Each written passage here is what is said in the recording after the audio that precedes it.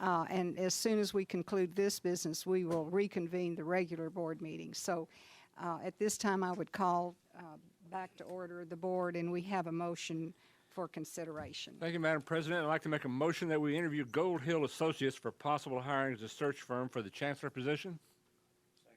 Is there a second? Mr. Heed, any questions, comments, discussion? All those in favor, aye. Aye. Any opposed? The meeting is adjourned. Now, We'll be if back y'all in 7 give us minutes. 9 more minutes, and we'll reconvene, and y'all talk amongst yourselves, as Barbara would say. Well done.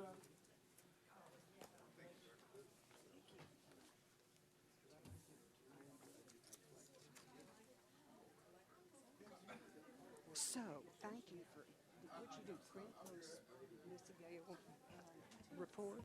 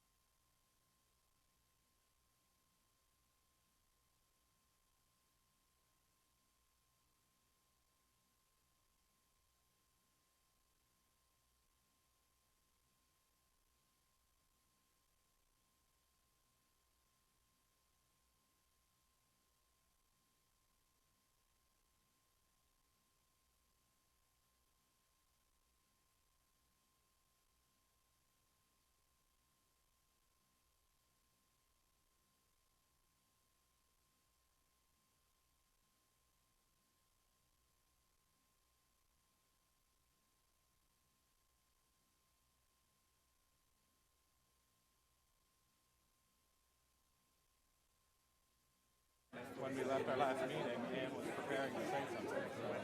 So hopefully, do you know that? Forward South annual meeting. Tomorrow night, Omni.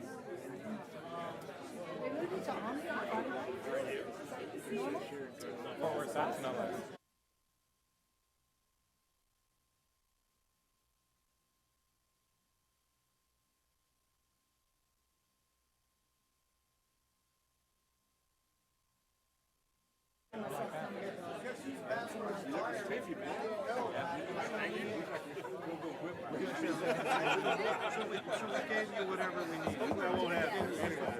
All rise.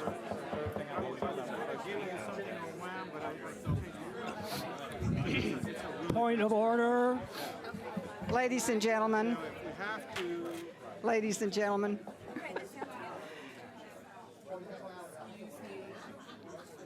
we're usually a little more orderly than this. We're just having a wonderful time.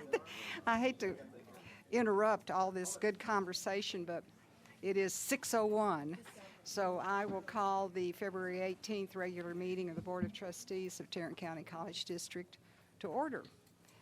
Mr. Gates, any public comments? Good. We're moving right on to a very special guest tonight, Andy Taft, who is president of Downtown Fort Worth, Inc.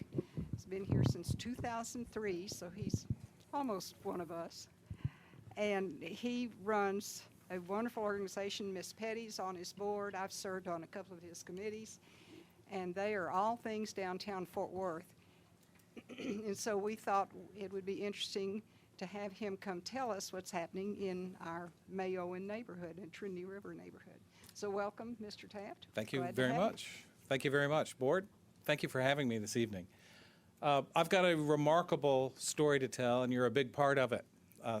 Sometimes I think that you know that you're a big part of it, and sometimes you might not know that you're a big part of it. And hopefully, by the end of this presentation, you'll have a better understanding of Tarrant County College's position in downtown, both geographically and from an economic development and opportunity standpoint. So it's a remarkable story. There's a whole lot to compress in. I'm going to be very mindful of the time that you've given me. So here we go. Just a little bit on Downtown Fort Worth, Inc. For those of you who aren't familiar with us, we are the planning agency, the partner that the city uses to plan downtown. We're involved in the urban design process and staff that the urban design board with the city. We advocate for the strategic action plan that we produce every 10 years with the city and the T. We're in economic development. We manage the tax increment financing district for the city, and thank you very much for your participation in the TIF. We've done some great things. We manage the public improvement district, which you are in here in downtown. We have a full-time researcher on staff, and I'm going to leave one of these for you. This is our State of Downtown publication. It's the 2014. The 2015 will be out in just a couple of months. We manage a few parks in downtown. We are involved actively in the development of the Center City, and we produce the Main Street Fort Worth Arts Festival and the Parade of Lights. Public Improvement District is the team of folks that you see out on the street and around your buildings with pan and broom and machines and doing all manner of things, including getting rid of grackles. That is Operation Grackle, by the way. We believe, based on our poop counts in downtown, that we have about 10% of the grackles in downtown than we used to have about 10 years ago. And so that's been a remarkable success. We still see them in downtown. We haven't gotten them all out, but we have been successful in moving them, most of them, to Dallas. Again, we do manage the tax increment financing district. We are UTA's landlord in downtown. The TIF was very instrumental in the creation of all the sidewalks and public spaces around the new plaza. And of course, the centerpiece of the TIF to date is the redevelopment of the tower into 300 residential units. And the importance of that will become clear to you in just a moment. We're the developer and the fundraiser for the JFK Tribute in Fort Worth. I hope you've seen it, and I hope you've seen it at night. It's a lovely addition to downtown that we're very proud of. Again, I mentioned we have a full-time researcher. We manage the city parks and help program them with our sponsors. And we're about to embark on a very ambitious redevelopment and reopening of Heritage Plaza at the corner of Belknap and Main Street. More to be told on that. The vision for what we're going to do is getting a little bigger, and we're very excited. And we're going to reopen that park to the public and bring it back to its former glory, maybe even better than its former glory. We are a partner with the Housing Authority in 172 units of mixed income housing, and just bought this property, Hillside, with the Housing Authority, and it's in good hands and will be forever. Again, Main Street Fort Worth Arts Festival, with which TCC has participated for a number of years. So that's enough about us. What about the environment? Well, let's jump out of downtown for a second and understand that we're surrounded by remarkable momentum in Fort Worth Center City. It's really unheard of in the entire history of our city. In Fort Worth South, we've seen a lot of institutional investments, over $1 billion worth of hospital development and medical-related development, but we've also seen the construction of multifamily. Magnolia has become this remarkable chef-driven restaurant and entertainment center, and there are over 1,400 apartments either under construction right now or in the pipeline less than 1.5 miles away from us going south. For those of you who have been in Fort Worth for a long time, you understand what a remarkable transformation that is on the south side of downtown. Equally remarkable, maybe even more so, is the transition that's happening along the 7th Street corridor. Just 10 years ago, if someone had told you that 10 years later you would see this sort of development along 7th Street, you would have laughed them out of the room. And yet here we are. This is proof positive that the center city of Fort Worth is a very desirable place for people to live and entertain themselves and to shop. And the demographics, as you know, the demographics are working toward this sort of housing type and this sort of retail urban environment. They're taking a page, both the South Side and West 7th, they're taking a page out of the Downtown Urban Handbook.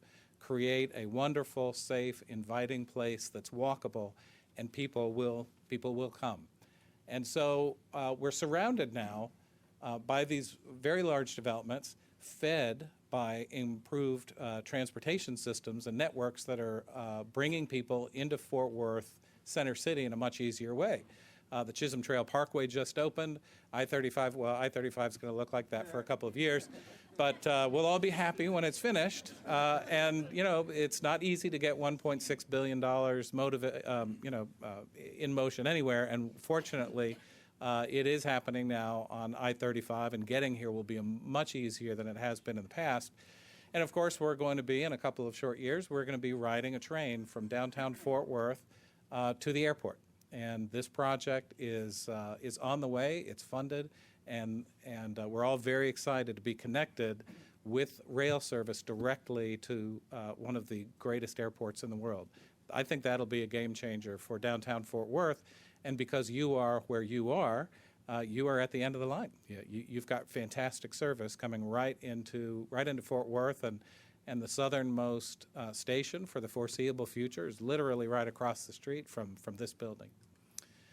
So what else is going on in downtown Fort Worth? I talked about the transit that will get people here, the south side and the west side of Fort Worth. In downtown right now, either under construction or in the pipeline, we have 14 developments for multifamily totaling over 2,700 new residential units. That's about a 70% increase in the residential inventory for downtown. We also have 2,300 hotel rooms, sorry, that should be a 1,300 hotel rooms in 8 new developments that are being planned in downtown Fort Worth right now.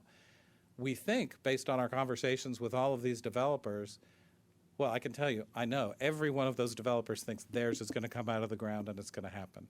If they do, that is a remarkable transformation of this center city and who's going to be here.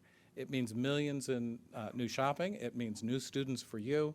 It means more employees for the center city, most of whom will not need a car. And it means a more robust economy for the entirety of downtown. This is really transformational. And so what does this mean to TCC? Well, you are, in these pictures, you are where the stars are. You can see the 2 riverfront campuses, and then we're in the building on the south with the star. The yellow in this map are the projects that have either been announced or that we feel very confident are going to happen. And you can see, if you look at the building where we are now, you are surrounded by development. Between Paris Rutherford and Lennar multifamilies, redevelopment of the entire north side of Lancaster, to Texas A&M's redevelopment of their development and redevelopment of their 4 blocks.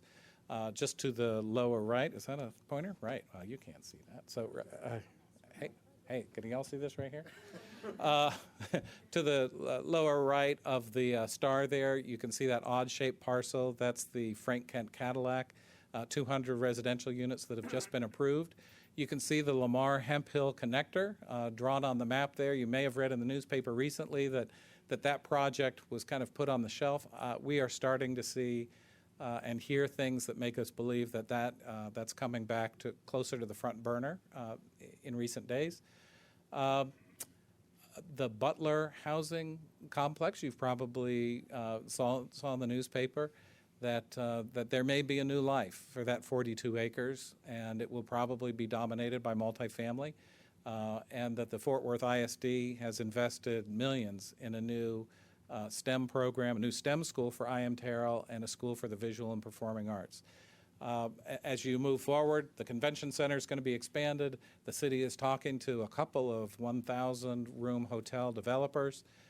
Immediately to your north, you've had conversations, I believe, with the Omni, who's very interested in where that star is. And at some point, I hope that conversation resumes. And I know that there are opportunities for the Omni and TCC to work together maybe on some programmatic things that make sense. But as you can see, you are very well located, especially on the south end of downtown, within the path of development that people have been working on for decades. And it's extraordinarily exciting, and you do own one of the last large pieces of land with a rather modest building on it that stands in the path of that. So decisions are being made, conversations are being had, or should be being had, that point to a future that may be grander than the one that we envision today. And nothing happens without people talking to each other. And so if I can leave you with one thing and stir a little bit of the pot, it is that if you're not currently engaged with folks about what is going on the south end of downtown, the predominance of yellow dots on this map suggests that you might want to do that, and that you can influence what happens here. And the conversations that I have when they come to TCC, it's more of a question mark. The answers that I give back are in the form of a question, and no one really knows. So I won't beat the dead horse, but engaging in conversation with Paris and Lennar Multifamily and with the Omni and others who might be interested in creating something grand on this end of downtown, you can have a big part of that conversation, and I would encourage you to do that. It's very exciting to see that level of activity on what has historically been a very quiet end of downtown. To the north, there is a remarkable renaissance going on right now. There are over 600 units of residential in the planning stages right now. All of that residential that you've seen Lincoln do up there along Samuels, that's 900 units. There's 600. There are 2 projects of about 300 units each that are actively going through the permitting process right now. And I'm not going to point them out, but it's 2 of those circles. And you can see there's a lot more than 2 circles. There are a lot of developers up there that are poking around, trying to assemble the land, trying to make something happen.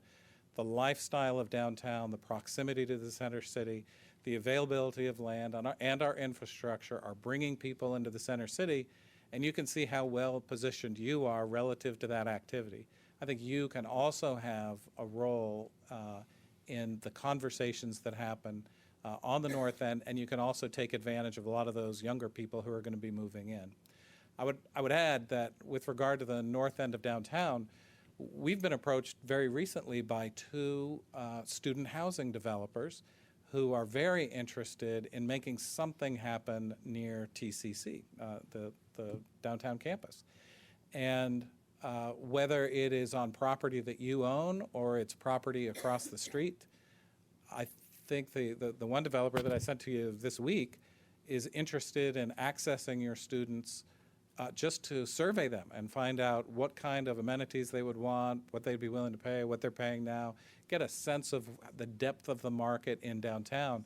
And to the extent that you can open the doors to that kind of conversations between your students and your administrators and the development community, the more you can influence what goes on around you, whether it's on your property or not.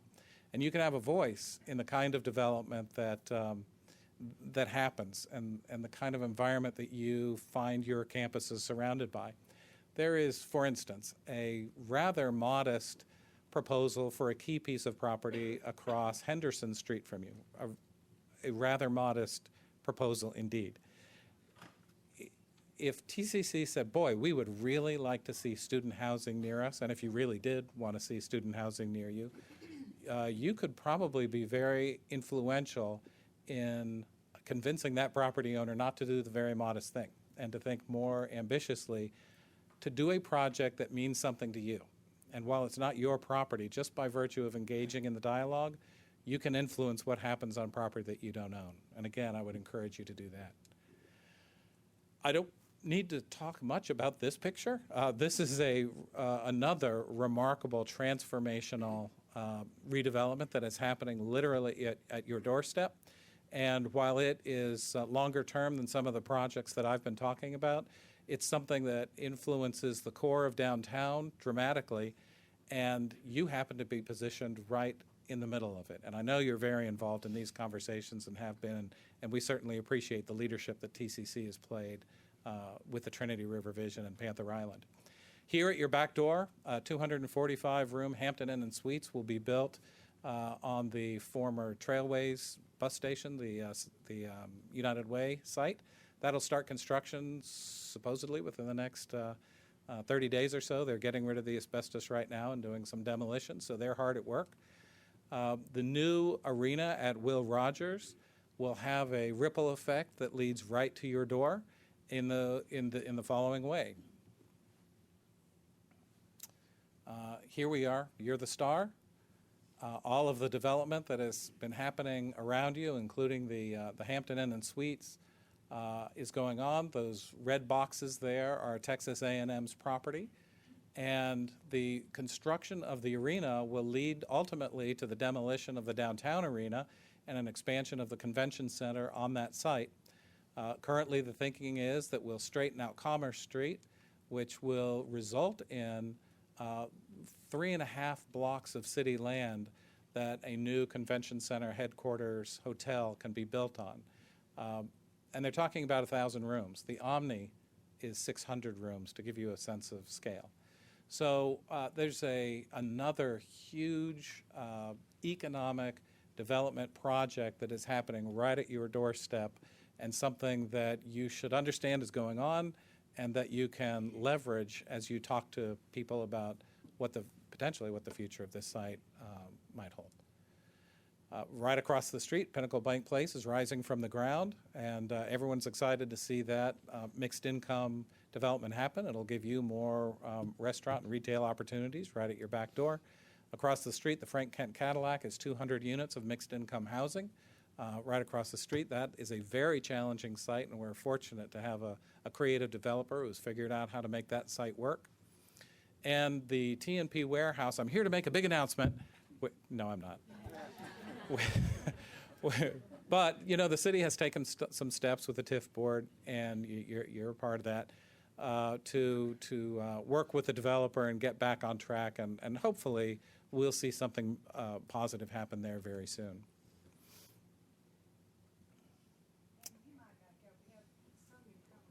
Explain what we call the Frank Kent site. Sure. Sure. So the Frank Kent site is just to the south and the east of us on Lancaster. Are you going back to the map? Let's go forward one or Well, two. this and the This Pinnacle is better. what's over here to our west, just west of us, right? That's right. Pinnacle So Bank. in this photograph, which was taken as Lancaster was being torn up and the new street as we know it now is being built, the red stars where we are right now. The Frank Kent Cadillac site in the lower left-hand quadrant of this slide has a tree in the middle of it. That's the Frank Kent Cadillac site. It used to be a car dealership, and there was an industrial accent there. It blew up. We don't use that word here, sir. Nothing blows up in downtown. There was a gas leak, and it blew up. But as you can imagine, that's kind of a funny shaped site. It's got some access issues with the tunnel and with the access to the interstate in Lancaster. But that'll be 200 units. It'll be built right to the sidewalk edge. It's going to be a fantastic gateway into the core of downtown. And just to the north of that star is where we've got Pinnacle Bank Place under construction now.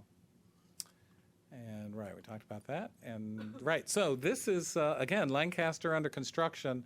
This is a big part now of the next wave of development that's going to be happening in your neighborhood. And for over a decade, we've used this picture to describe what's going to be happening on Lancaster. This is the vision, a landscaped median with public art down the middle, 2 lanes of traffic in either direction with parallel parking on both sides, landscape sidewalks and pedestrian scale, human scale buildings on the north side, which would be to the right in this picture. Buildings that respect the architecture of the historic buildings to the south but don't overwhelm them or dominate them. We've been using that picture for close to 15 years, and now we're using pictures like this. This is the kind of architecture that Lennar Multifamily, Lennar is one of the largest home builders in the country, and now they have an urban division. This is work that they've done and work that Catalyst out of Dallas has done. They were selected by the city to be the team to redevelop the entirety of the north end of Lancaster from Cherry to the interstate. These are projects they've done. This is the kind of architectural vocabulary that we are now working with to try to come up with a Lancaster experience. And so we've moved from conceptual block form buildings to things that are real and more articulated with people who have actually built them and that can carry on, can create and implement an urban walkable vision, bringing charm and grace and romance and excitement to a street that right now has none of those things. And we expect to see construction start this year, and we're very excited to see it start at Cherry Street and move toward the east as the phases roll out. And here's kind of a sense of what Lennar and Catalyst are talking about. You can see the Cherry Street entrance into downtown from the interstate on the left-hand side of this screen. The first phase is that large block of buildings. It's about 250 residential units with retail on the ground floor. That's the first phase. We expect it to start hopefully before the end of this summer. And then the subsequent phases move east toward the Star. And you can see as we move east, the scale of the buildings is rather modest because of these long, narrow spaces that are left. You can see that where the Star is, there is just a kind of a liner building represented there. I would submit to you that, depending on what your plans are in the future, and there's probably a lot of conversation that needs to take place, that the density of what could happen where we are standing right now could be far superior than what it is now, and that TCC could take advantage of the economic momentum of the southeast quadrant of downtown and what Omni wants to do and what Lennar wants to do. And you find yourself in a kind of a sweet spot. It's the largest piece of developable property on Lancaster left, and you happen to own it. So there's a really neat opportunity to have conversations and to help shape the future around your land holding. So that's it. There's a lot going on in downtown Fort Worth. You happen to find yourself right in the middle of it. You've got an opportunity to influence what happens, whether you own the property or not. And thanks to Nina's presence on our board and Mrs. Appleman, thanks to your participation in our committees, we've always had a great relationship with TCC. I would love to be able to not answer a question with a question when people ask me, what about TCC? I always refer them to Nina, and she does a good job putting the, Yeah, she So dances well, too. she dances well, You and might we try it. would love to build a stronger working relationship with TCC, kind of in the same way that we have with the city and the county and other governmental agencies in downtown. Go back to the slide that's mostly the Trinity River Vision slide because, and remind the audience what TCC owns in that area. Oh. Another vast piece of property. Right. So let's see. Between the two stars, there is a dark mass. Oh, there we go. That's very helpful. Can you go up, up, up, up, up? Yeah, Right it's there, mostly right? across the river. Yeah. You also own land to the right of the Main Street Bridge. And so you've got the old power plant and the land surrounding that, and quite a bit of land on the northeast side of the bridge that is redevelopable. So I know that you are working on a redevelopment scheme and working with prospective developers on that. That's a very exciting opportunity that you've got as well. Any questions of the board, from the board? Mr. Knapp? This is not, have you heard anything that you can talk about from Texas A&M or what they might be going to be doing, or you can't answer that question? I will tell you what I can say.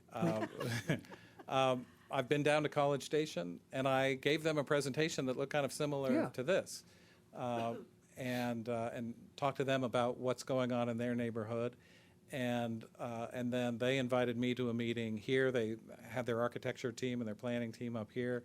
And I can tell you that they are thinking very ambitiously. They're still working out what the programs might be that they bring, how far away they're going to stray from law, potentially, the number of buildings that they're talking about and the phasing of those buildings. It's very ambitious. It's very exciting. And I think we're all going to be proud of the presence that that brand is going to bring to downtown Fort Worth. He An dances well, important too. message is that A&M is going to stay here. Yes, sir. That's I a think very that important- is fair to say. Yeah. Mr. Heath? Have you been in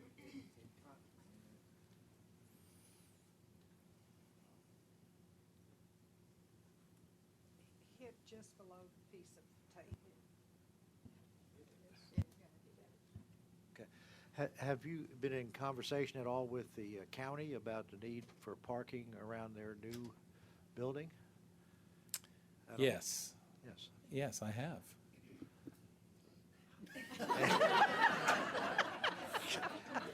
And? And there are a number, I will admit, it hasn't been recently. Before the building was built, we Yes. met with them and we talked a lot about parking, and they identified a series of private sector solutions and some switching of where staff is parked. I have not had a conversation with them recently about that. Other questions or comments? From the audience, anybody? Thank you so much. Madam Chair, I Very did bring, interesting. thank you very much, I know you want to applaud. I brought one of these for Right. each of you, and if I may leave these with you, thank you very much. Thank you very much for having me. Thank you. All right, bye-bye.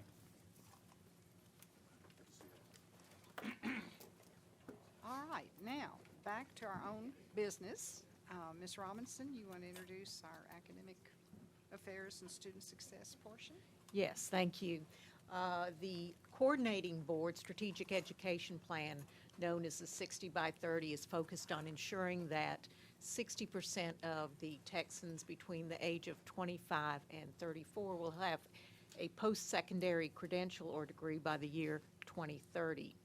One of the strategies for achieving this goal is making sure that students have a plan of courses they need to take in order to satisfy their certificate or degree requirements. For the past 2 years, Tarrant County College has been working to implement a student planning module that outlines all of the courses a student needs to take to satisfy their degree or certificate requirements. And to tell us about it is Dr. Gates Black. Thank you so much, Chancellor. Mrs. Appleman, members of the board, this truly has been a labor of love for 2 years, and it almost feels like 4 years. But we've worked with a lot of people, and truly it's taken a village to get us to this point. But we're excited about what this planning module will mean for our students. I'd like to invite Dr. Jade Bourne, the Associate Vice Chancellor for Student Success, and Mr. John Spencer, our District Registrar and Director of Academic Support Services, who are going to present on the student planning module and our proposed implementation schedule. Dr. Bourne?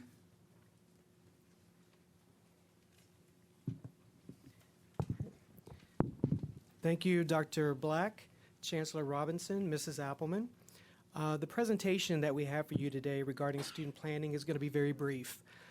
We're going to talk about just a few things. We're going to talk about the challenges to effective degree planning, the constraints that are hindering us with our current tools that we have for degree planning. We'll show you a short 3-minute video, and Mr. Spencer will come and do a module demonstration, and then we'll talk about our implementation schedule. So some of the challenges for degree planning sort of face students and advisors alike. Many students are undecided or unclear. Up to 60% of the students that we see will change their major at least once. Students unfortunately engage in self-advising or advising their friends or from their parents, and you can imagine how problematic that is. We have changing degree plan requirements, sometimes in the middle of the year, or students will start on one calendar year and not finish until 3 or 4 calendar years later, and things change, and we don't really have a good way of keeping track of those things for our students. Unrealistic student expectations, they're not quite sure what it takes to be successful in an associate degree program or an advanced skills certificate. They have no idea what it takes on their own behalf of how to be successful, how many hours a week they might need to study, how many classes to take at one time, and basing that on their work schedule. And of course, the ineffective degree planning tool that I'm about to talk to you about. All right. Our degree planning tool is not really a degree planning tool at all. It is a audit tool. In WebAdvisor, we have a degree audit.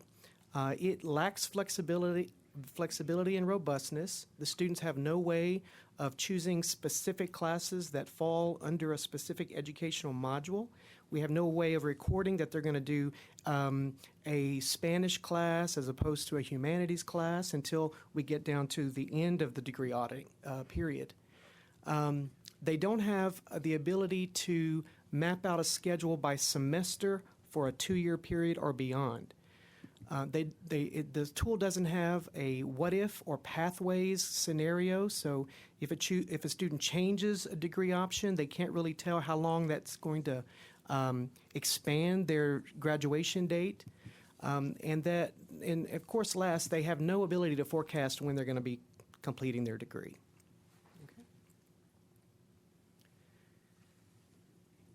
With paper student education plans, advisors sit down with students, discuss what courses to take, when they'll transfer to a 4-year institution or graduate, and map out a course plan that aligns with their program.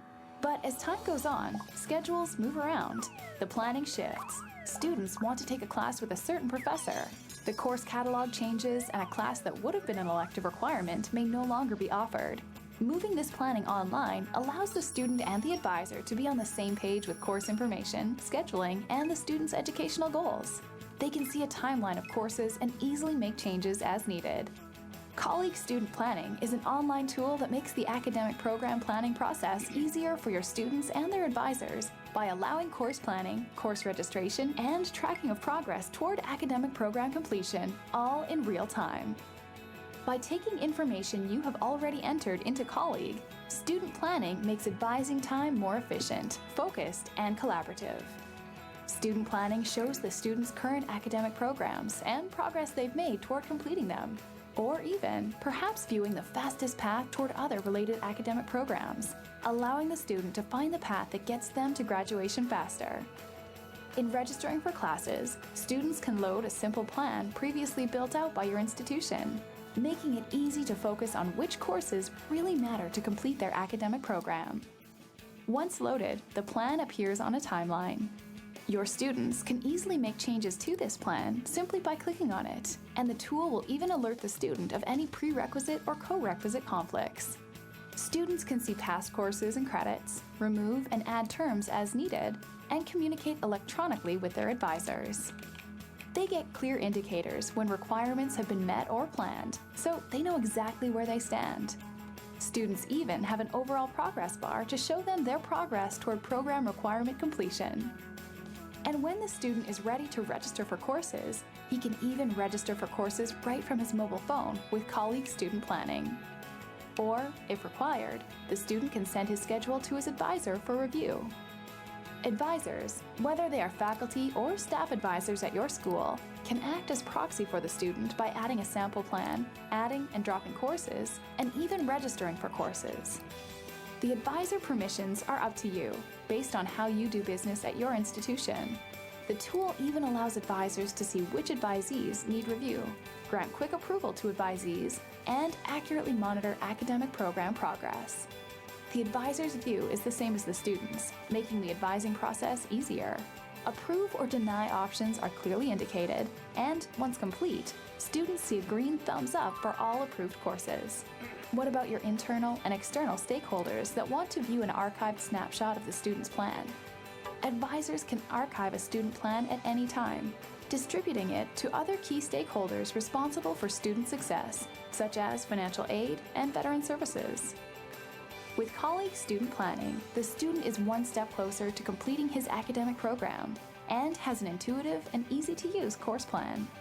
That is what we call success. Learn more now at Ellucian.com.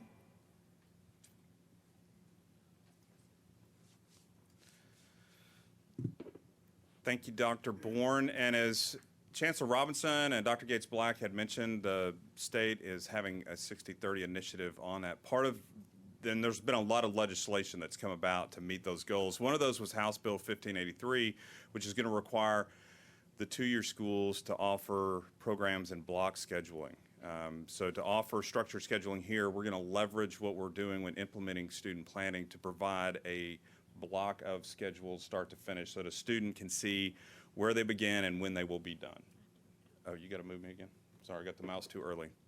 So we're going to do that scary thing where we're actually going to go into our test environment and we hope everything works.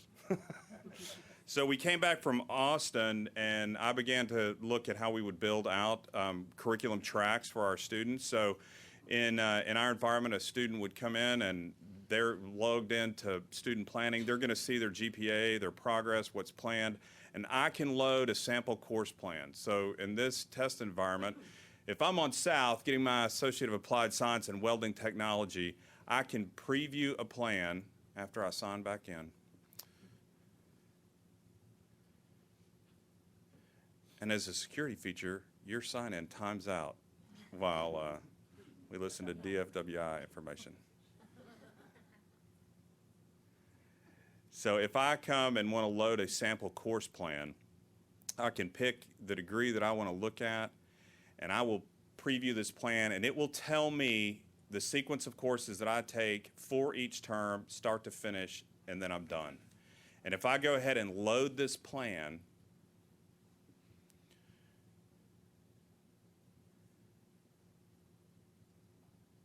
I can come look at my timeline in student planning, and it will show me start to finish my courses, when I'll take, and I know that if I start this, stick to this, and I'm in my block sequence, I know I'm going to graduate in the spring of 2017, and I will not have wasted any time, any money, and I'll be getting out of here with just the 60 hours required to meet that degree. And so Dr. Bourne will finish telling you how we're going to implement full wide, but we wanted to let you have a look at what we have in development with that as well.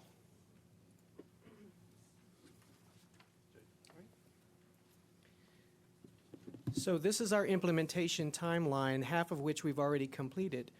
In fall of 2015, all of our academic advisors, around 80 of them, received training on how to onboard students into Ellucian planning and how to do their part.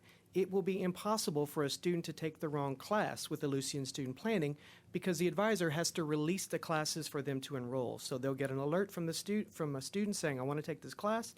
the advisor will say, yep, you're ready, and they will approve it for them. And then the student can register right there from a colleague student planning and not have to go to WebAdvisor. We piloted the program in the fall of 2015 with the Chancellor's Emerging Leaders students.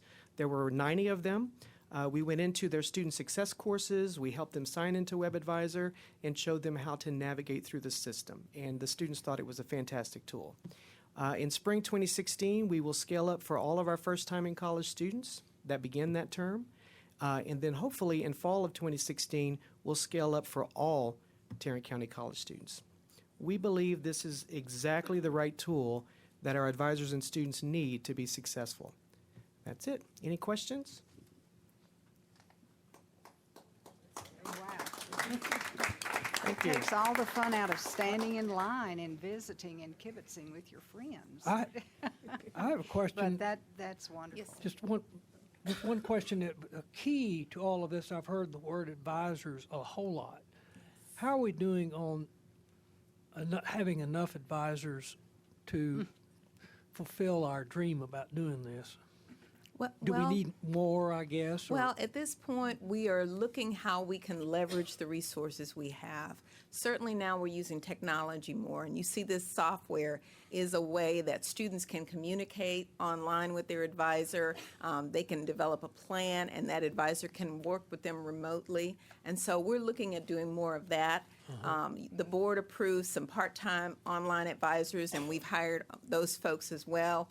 We're in the process of hiring our veterans counselors. So we're going to have a lot of hands on deck. But as we scale this up for fall, we may find that we need more of those, and we will be looking at how we can, identify those resources. Okay. Other questions? Are the students enrolled now, do they have priority for the classes that they need in their block schedule? Yes. I'm sorry? Yes, the emerging leaders, they are already identified as a group of students that gain priority in terms of their registration. Okay, and then when you upscale that to all the students, it gives you a pretty accurate way of predicting class Who loads, needs what? Who needs what and It, how many it classes. does. It gives us a pretty accurate way to develop our schedules, to know how many sections that we will need, what courses need to be offered when. Excellent. Yeah. Thank you. Amazing. I've realized you're going to probably roll this out in phases. And so with that in mind, how are we going to measure the success of the tool, and will it allow us some capabilities to be able to customize it in various ways, other than, of course, the degree plans? But what other ways, if any, will we have to Able to customize customize it? it. I'm not sure. I would invite perhaps John Spencer back to the podium. He could talk about that. Okay. But I certainly see how we will measure the success and effectiveness of using this tool is every semester the advisors go through a great deal of rework. Okay. With students getting registered for a course and they getting dropped and then not sure what comes next. If they have a plan of what they need to take, Right. then it really is very straightforward of what they need to do. Okay. Even if they have to stop out or life interrupts or what have you, Right. they have a plan for getting back on track. Good, good. So that's a good way to do it. Thank you. John, you want to talk about? Well, I will say this. Dr. Gates-Black had mentioned that our roll-up to this has been a little bit longer than we normally would have liked. We saw this plan in its initial phase. We're very excited about its potential, but when it was delivered to us, we realized it was not going to meet the needs of us. It might work really fine for a small 2,000 population school that meets on one location. With Mr. Marshall's help, though, we really got the ear of Euless, and our first year and a half of working through what we think this tool needed is basically what you see today. They were very responsive to us, and their current release of colleague student planning mirrors nearly everything that we said. If a large school is going to use this thing, it's got to do the following items. So we really don't want to look at getting in the business of customizing this for us, but continue to make the product for universal users as good as it can. And right now we have a very responsive relationship with the sprint teams at Euless for enabling us to do that. Great. Thank you. And also, will this involve, will this tool be available to early college, high school, and dual credit students? Yes, they're students. All students, okay, Yeah. great. Yeah. Thank you. Thank you. Thank you, Joe. Exciting. John.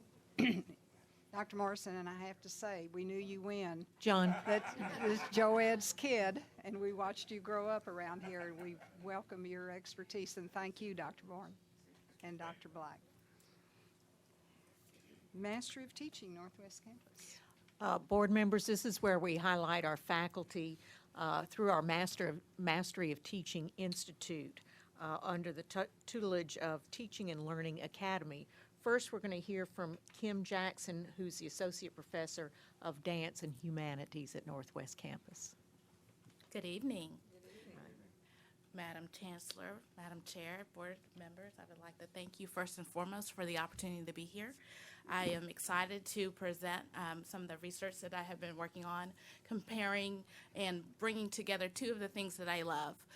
One of them being teaching, the other thing being creating an experience where students feel included in our learning. And so one of the things that I have the privilege of doing at Northwest Campus is participating in team teaching. So with this model, there's more than one teacher in the classroom, and we're delivering content. And the wonderful thing about it is that we're able to kind of team up and make sure that all the needs for the students are being addressed. So when it comes to me and my project, the process is the product, learning cultural competency through team teaching. I wanted to know when team teaching is used as a professional development tool, how does it enhance cultural competency in our faculty? So meaning, what kinds of things are we doing to make our students feel like they belong, that they're included? Also, that making sure that their particular needs, their differences in learning, maybe cultural sensibilities are also being affirmed and addressed. So in my study, I studied 4 team teaching groups with various ages, differences in levels of experience, differences in disciplines. So we had the humanities, English, government, all represented. So you're dealing with the structure, one or more, usually one or two faculty in the classroom at a time, teaching and delivering the content. And so we had focus groups. We had lots of great conversations and sharing kind of war stories, classroom observations, and being able to see what it looks like, because for each team it's very different, and also just one-on-one interviews with those particular faculty members. And when I was looking and talking and going through the data that I had collected, 3 main themes emerged. And the awareness of inclusive language, meaning that the faculty, having another person in the classroom with them, were aware of not only what they were saying, but how it was landing on students. And if students, because if you're up here and you're talking, you're not always really seeing your students and seeing those kind of blank stares or them leaning over or something like that. So you have someone in the space, what we call holding space, actually being able to read those cues and filling in what may be missing. So we're seeing that that team teaching, and the students were modeling that for them. So every teacher gets to be fully self-expressed, meaning their individuality as a teacher gets really amplified having another teacher in there with them. Also, the affirmation of cultural identity. So you want to, I really view teaching as an artistic expression, and I want my brand to be seen through my contributions, but you also are able and responsible to deliver the content. So I had a really great privilege of hearing all these stories about feeling affirmed, not only as a teacher, but also the students feel affirmed because they're being able to not only see how the interactions between the faculty are, but they're able to model that within their own groups. And so you really have this, it's not really going to class, it's actually going to community. And you really have that sense of family when you're going to school.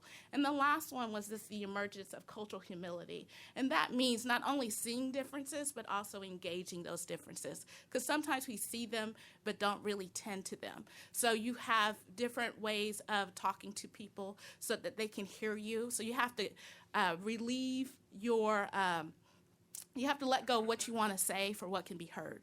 And you really start to model that for your students, and that goes on and on. So these are the themes that came up regularly with these faculty. And faculty actually really enthusiastically expressed that had they not team taught, that they would be burned out.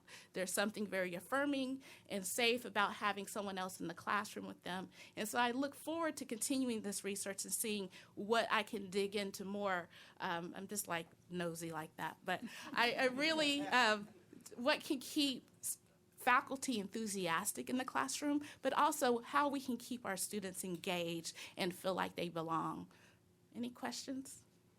Are you documenting this? Are you writing a book or a paper? Or I'm always documenting. I've been teaching for team teaching for about 7 years now, and there's this semester I'm not team teaching, and I'm a mess because because you really start to, when you're talking, you start to look, and that person's not there nodding their head or saying this person has the question. So it is and it's really helping me with my own personal development as a faculty member, because we always talk about having diversity and inclusion training, but it's really an experiential kind of thing, and you want to do it as opposed to just learn about it.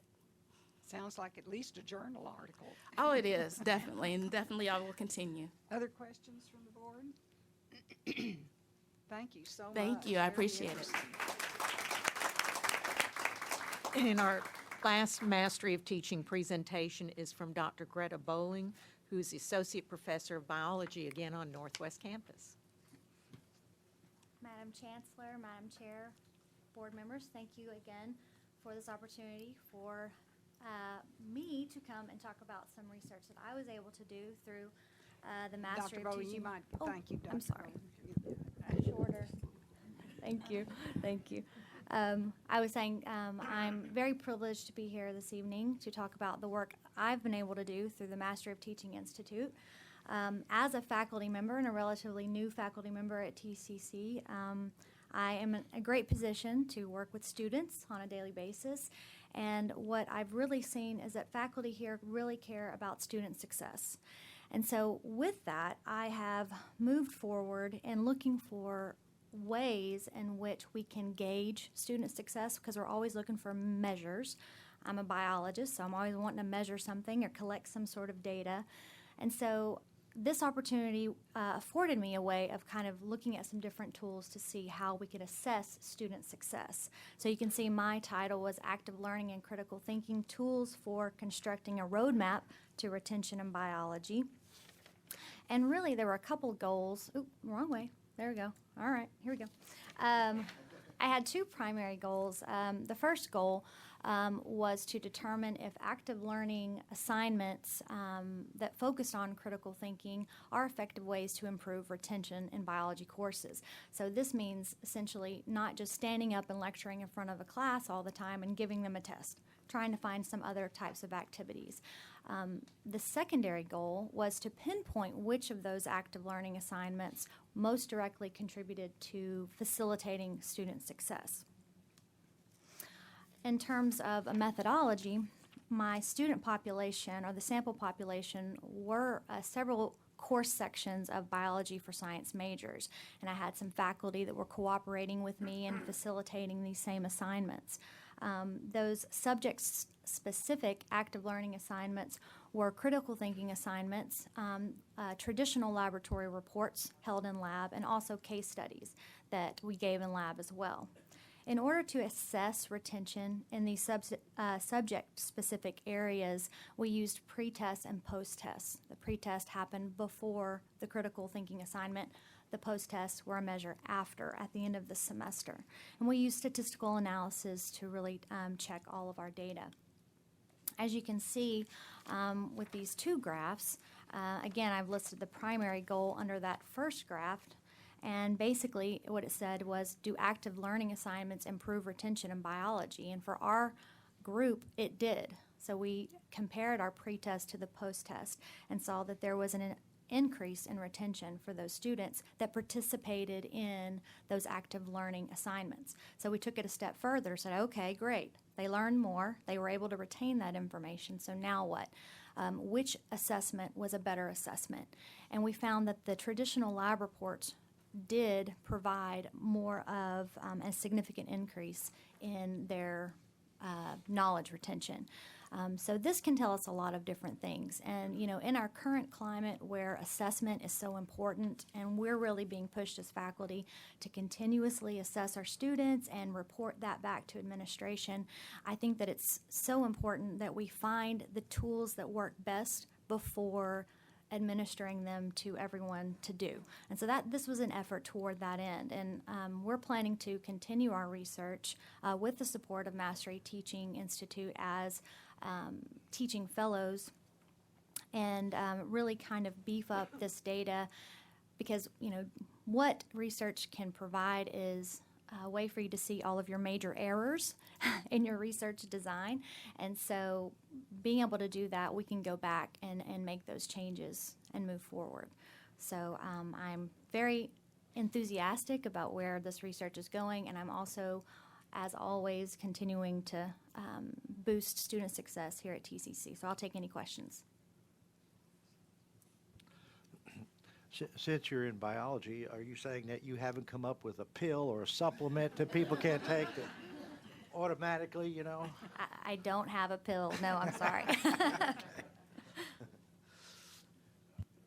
What is a case study as opposed to a lab report?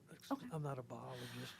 Well, a case study is kind of like giving a scenario, and that students have to kind of work through, based on the tools and their preparation, they have to work through a series of questions about a particular case. For instance, when we talk about things like a group of students of mine right now are working on skin cancer case study.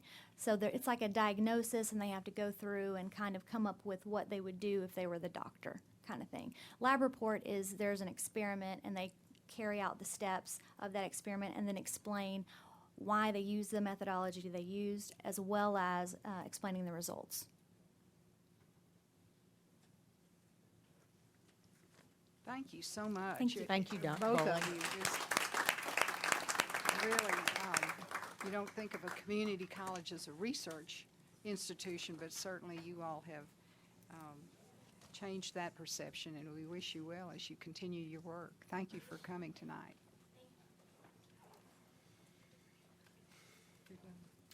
All right, moving to item number 5, I would ask for approval of the minutes of the meetings of January 21 and February 4th. Motion to approve. Dr. Morrison, seconded by Ms. Vandergriff. Any questions, corrections? All those in favor, aye. Any opposed? We have 2 items on the consent agenda. 1, consideration and approval of the reappointment of O.K. Carter to the City of Arlington Tax Increment Reinvestment Zone Board of Directors, Place 3, and consideration and approval of the Learning Commons sticky space on Southeast Campus and the proposed design and construction delivery methods. Motion to approve. Mr. Heed, second. Second. Mr. Greenhill, any questions? All those in favor, aye, please. Any opposed? Committee reports, Mr. Carter, Audit and Finance.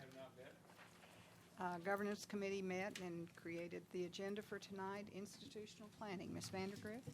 Okay, well, let's see. We had a meeting on Tuesday, and we were delighted to be at the Northeast Campus with Dr. Gobin and his team. I will say that not only was it an IP committee, but we had the entire board and about 35 others from this campus, which I would consider the A team. Nonetheless, finance, real estate, and facilities. Let's see, who else was there? Anyway, it was Faculty and a support really staff. great opportunity to learn what your vision was about the construction of the Center of Excellence for Visual, Technical, and Performing Arts. So we are in the process of, because we don't have a finite number and there's a lot of due diligence that's really incumbent on the IP committee as well as the board itself to get a broad overview of what we're looking at financially and obviously our commitment to the center. So thank you for that collaborative effort to share thoughts, but I will say that Dr. Gobin and his team, the vision, the illumination and the iconic facility and its program elements are quite something, and I know it will be looked at, more critically and as we go forward, but that's what it's all about. So thank you for making that presentation. Next month, we will have Real Estate and Facilities talk to us about the Innovation Forum projects that have either bubbled to the top or things that we need to be looking at in the near future. And so we can look at the college as a whole as we finance and work our budget. M&O projects and maintenance pieces have to be thought of, and we can't do everything in isolation. So this is a good process for us, and we just welcome your thoughts and your expertise. So thanks. Thank you. Item number 10, presentation and request for consideration and approval of participation in City of Fort Worth Tax Increment Reinvestment Zone number 15. Ms. Robinson, or Mr. McClendon, excuse me. Good evening, Madam Chancellor, Madam Chairman, trustees. This is a great occasion for us to consider. The City of Fort Worth is coming to request the TCC Board of Directors to consider the approval for TCC's participation in TIF 15 for the Stockyard section. The other taxing entities have already approved this previously, the city, the county, and the water district. I recommend to the Chancellor and her board to consider this request. The proposed agreements have been vetted through the TCC's legal staff, and Mr. Hennig would like to come here to make a presentation and answer any questions that you may have. Mr. Heddick is with the City of Fort Worth. Good evening, Chancellor, Mrs. Appleman. Again, my name is Michael Hennig, and I'm here tonight representing the City of Fort Worth's Economic Development Department. Just want to make sure this works. Do we not have the presentation up? Okay. Let's see. Well, if not, I can try and be very descriptive. If you have... It's mostly numbers anyway. It's not too interesting. Oh, great. Okay. Well, and in the interest of keeping this presentation somewhat short, I'll try and run through this fairly quickly, but if you do have any questions, I'd be happy to answer them or provide any information afterwards. While we're loading this up, if we do have it. There we go. Great. That can work as well. That's fine. We can just go and scroll and go on down to the next one. That'll work fine. That's fine. Thank you.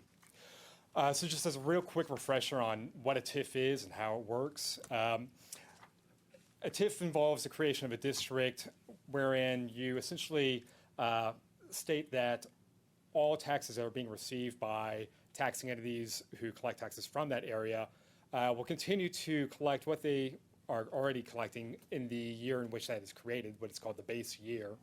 However, any tax revenue as investment takes place within the district and as property values increase over time, any additional tax revenue over and above what is currently being collected by those taxing entities will be set aside for reinvestment in that district in public improvements for the purposes of economic development and revitalization. And so really it is a financing tool for economic development. From the standpoint of property owners will not really see any difference other than, of course, public improvements being made in the area. At the termination of the TIF, then all value that would otherwise be collected by the participating entities, of course, goes back to their respective general funds. Thank you. So just as a real quick overview of how we got to where we are today, this has been about an 18-month process leading to this presentation. And that all began with preparation in which we as staff worked with staff of the respective participating entities that we were inviting to participate in this district to evaluate whether or not this TIF makes sense and whether or not it would be achieving the overall aims that we had in mind. And that led to the subsequent steps of creating and then launching that district. The district has been formally established.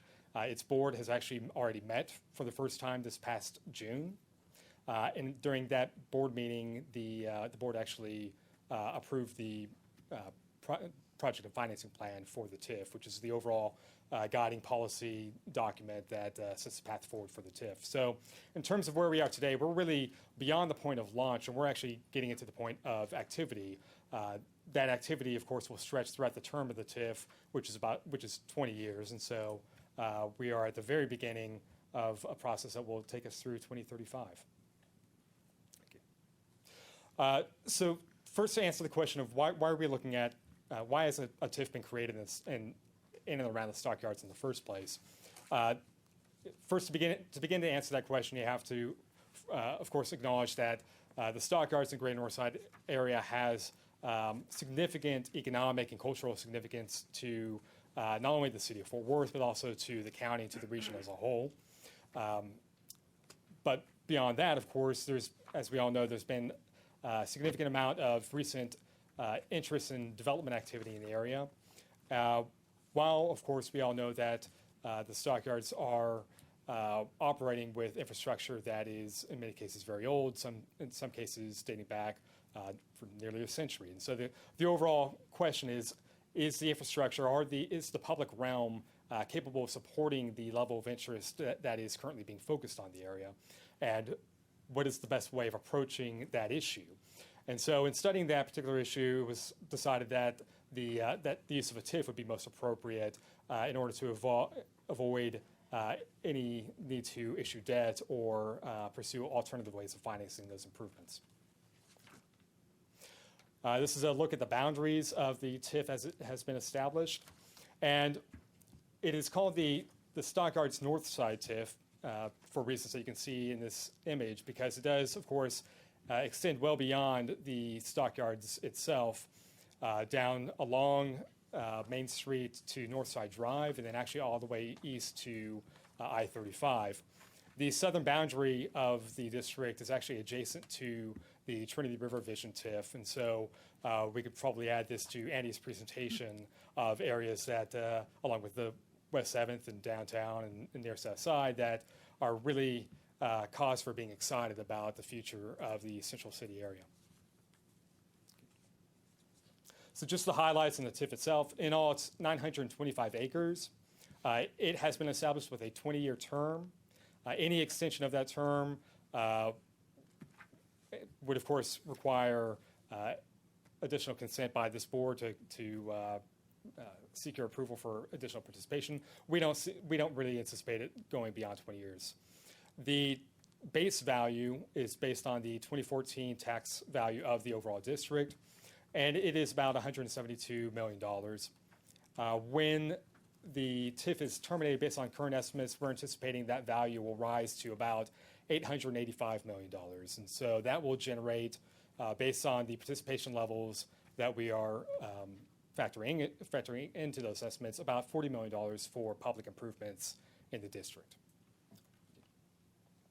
So when I'm talking about public improvements, what I mean specifically are those items that are identified within the project and financing plan. The specific areas that are being focused on are road and access improvements, public infrastructure improvements and upgrades throughout the district, streetscaping and pedestrian improvements, public parking, public amenities, and an example that's often being used as that is, of course, Marine Creek would be one such public amenity, and historic facade preservation and restoration throughout the district. In terms of the split on how we are anticipating allocating funds toward those projects, that is reflected within the project and financing plan, as well as within this slide here. You can see that we're anticipating the bulk of that going toward really hard infrastructure projects such as road and water and sewer. However, there will more than likely be a lot of investment in streetscaping and public amenities and historic restoration. If we can go back just briefly, that bottom portion of the slide indicates the breakdown of revenue that we are projecting based on anticipated growth, and I'll be discussing that a bit more into this presentation. By the way, yeah. One more time. Let's see. Here. Go back, yeah, go down to 9. Yes, I think. Actually, 10. I think. Thank you. developing a good partnership over here. So in terms of what we're actually requesting of the district through the participation agreement that's been submitted for approval is a 20-year term that reflects the overall term of the TIF district itself, which would, as I mentioned, terminate in 2035. This participation agreement reflects the level of participation that the city, the water district, and the county have already committed to, which is 50% of the incremental value. Once again, the base value remains as it is today. And that would actually be effective during the current fiscal year based on 2015 taxable values, which would be increment. The participation agreement that has been submitted for approval includes a cap of $5 million on the overall contribution by the district. And so, if we can go on to the next slide, this provides a look at actually all taxing entities that collect taxes from the area. For the sake of orientation here, the real reason why you see large differences between just the size of those bars has to do with the respective tax rates of those entities. But what I wanted to draw your attention to, and this is probably a little clearer on the next slide, is the differences between the blue and the green areas. And so this slide reflects the overall value of the contribution that is being estimated by the district during the full lifetime of the TIF, that's 20 years' time. During that period, approximately $5.4 million will be generated from the base, and so that will continue to go to the district as it does today. However, with the growth that we are anticipating going into the area and as property values increase, we expect there to be quite a bit more value to be generated out of the area.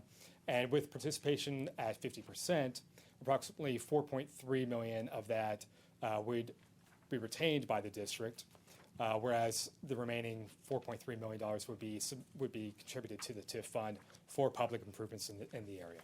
Any remaining TIF funds at the end of the term would, of course, go back to the district. With the cap being in place at $5 million, if this TIF district does outperform our expectations, and we all certainly hope that it will, then what you will end up seeing in this slide is that the green amount will only increase, whereas that blue amount will stay at $5 million for the lifetime of the TIF. And so as we continue forward throughout the process, we're required, of course, by state and local policy to provide information through several standard formats, but we also make a point of continuing to work with staff of all participating entities to make sure that everybody's clear about what activities are going on in the area and what we're anticipating putting forward in the years to come. And so with that, I'll be happy to answer any questions you might have. I do have one question. If you go back to your the TIF boundaries, I'm Yes. just curious. It looks, how do you derive the footprint? Like, because there's a whole space right there that's not in the TIF, and then you have these small finger-like. Absolutely. So it's not a real simple answer to that, but I'm going to try and keep it as simple as possible. So in setting the boundaries, you have to operate within certain constraints that are established by state law. Things such as a certain maximum percentage that it can be currently used for residential. And so that, of course, influenced the boundaries. But then also part of it was a focus on where are the infrastructure needs that we would anticipate being approved by the creation of this TIF. Where is the need? And so we wanted to make sure that we were drawing the boundaries to enable us to be able to invest those funds where they were going to have an impact, not only just within the district itself, but then also in the surrounding area. So.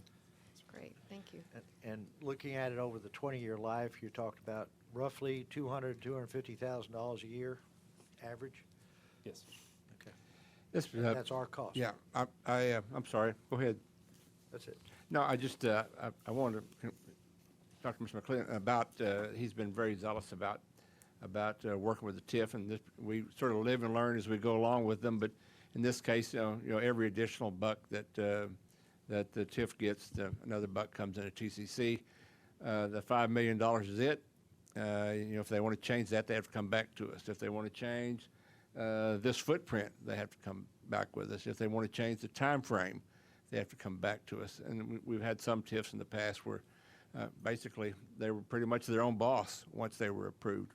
It is 20 years in the future. I kind of would like to make them shorter than this, but I think with the fixed maximum income that it'll work out pretty well. It'll be as soon as the various parties in the north side stop quarreling and one of them comes out on top, then this thing is really going to take off. I would entertain a motion to approve at the 50% level, which is Mr. McClendon's recommendation. Mr. Heed and Mr. Carter seconded. Yes, please. It is. It's on. You're just Sorry. looking into it. Mr. Heed made the motion, and Mr. Carter seconded at the 50% level. Any further discussion, questions? All those in favor, aye. Aye. Any opposed? Thank you, Mr. Henning, and welcome to Fort Worth. Item number 11, presentation and request for consideration and approval of participation in the City of Euless Tax Increment Reinvestment Zone number 4, TIF number 4. Is this, it's quite a lengthy PowerPoint. Did we not see this earlier? Is it the same? Yes, ma'am. Okay. Would the board like to see it again, or? No. Thank you. But please proceed. Thank you. The City of Euless is coming to request the TCC Board of Directors to present a request for their participation in their TRZ number 4. Other taxing entities have already approved this previously: City, County, JPS, Health Network. I recommend to the Chancellor and her board to consider this request. The proposed agreement has been vetted out by the TCC legal staff.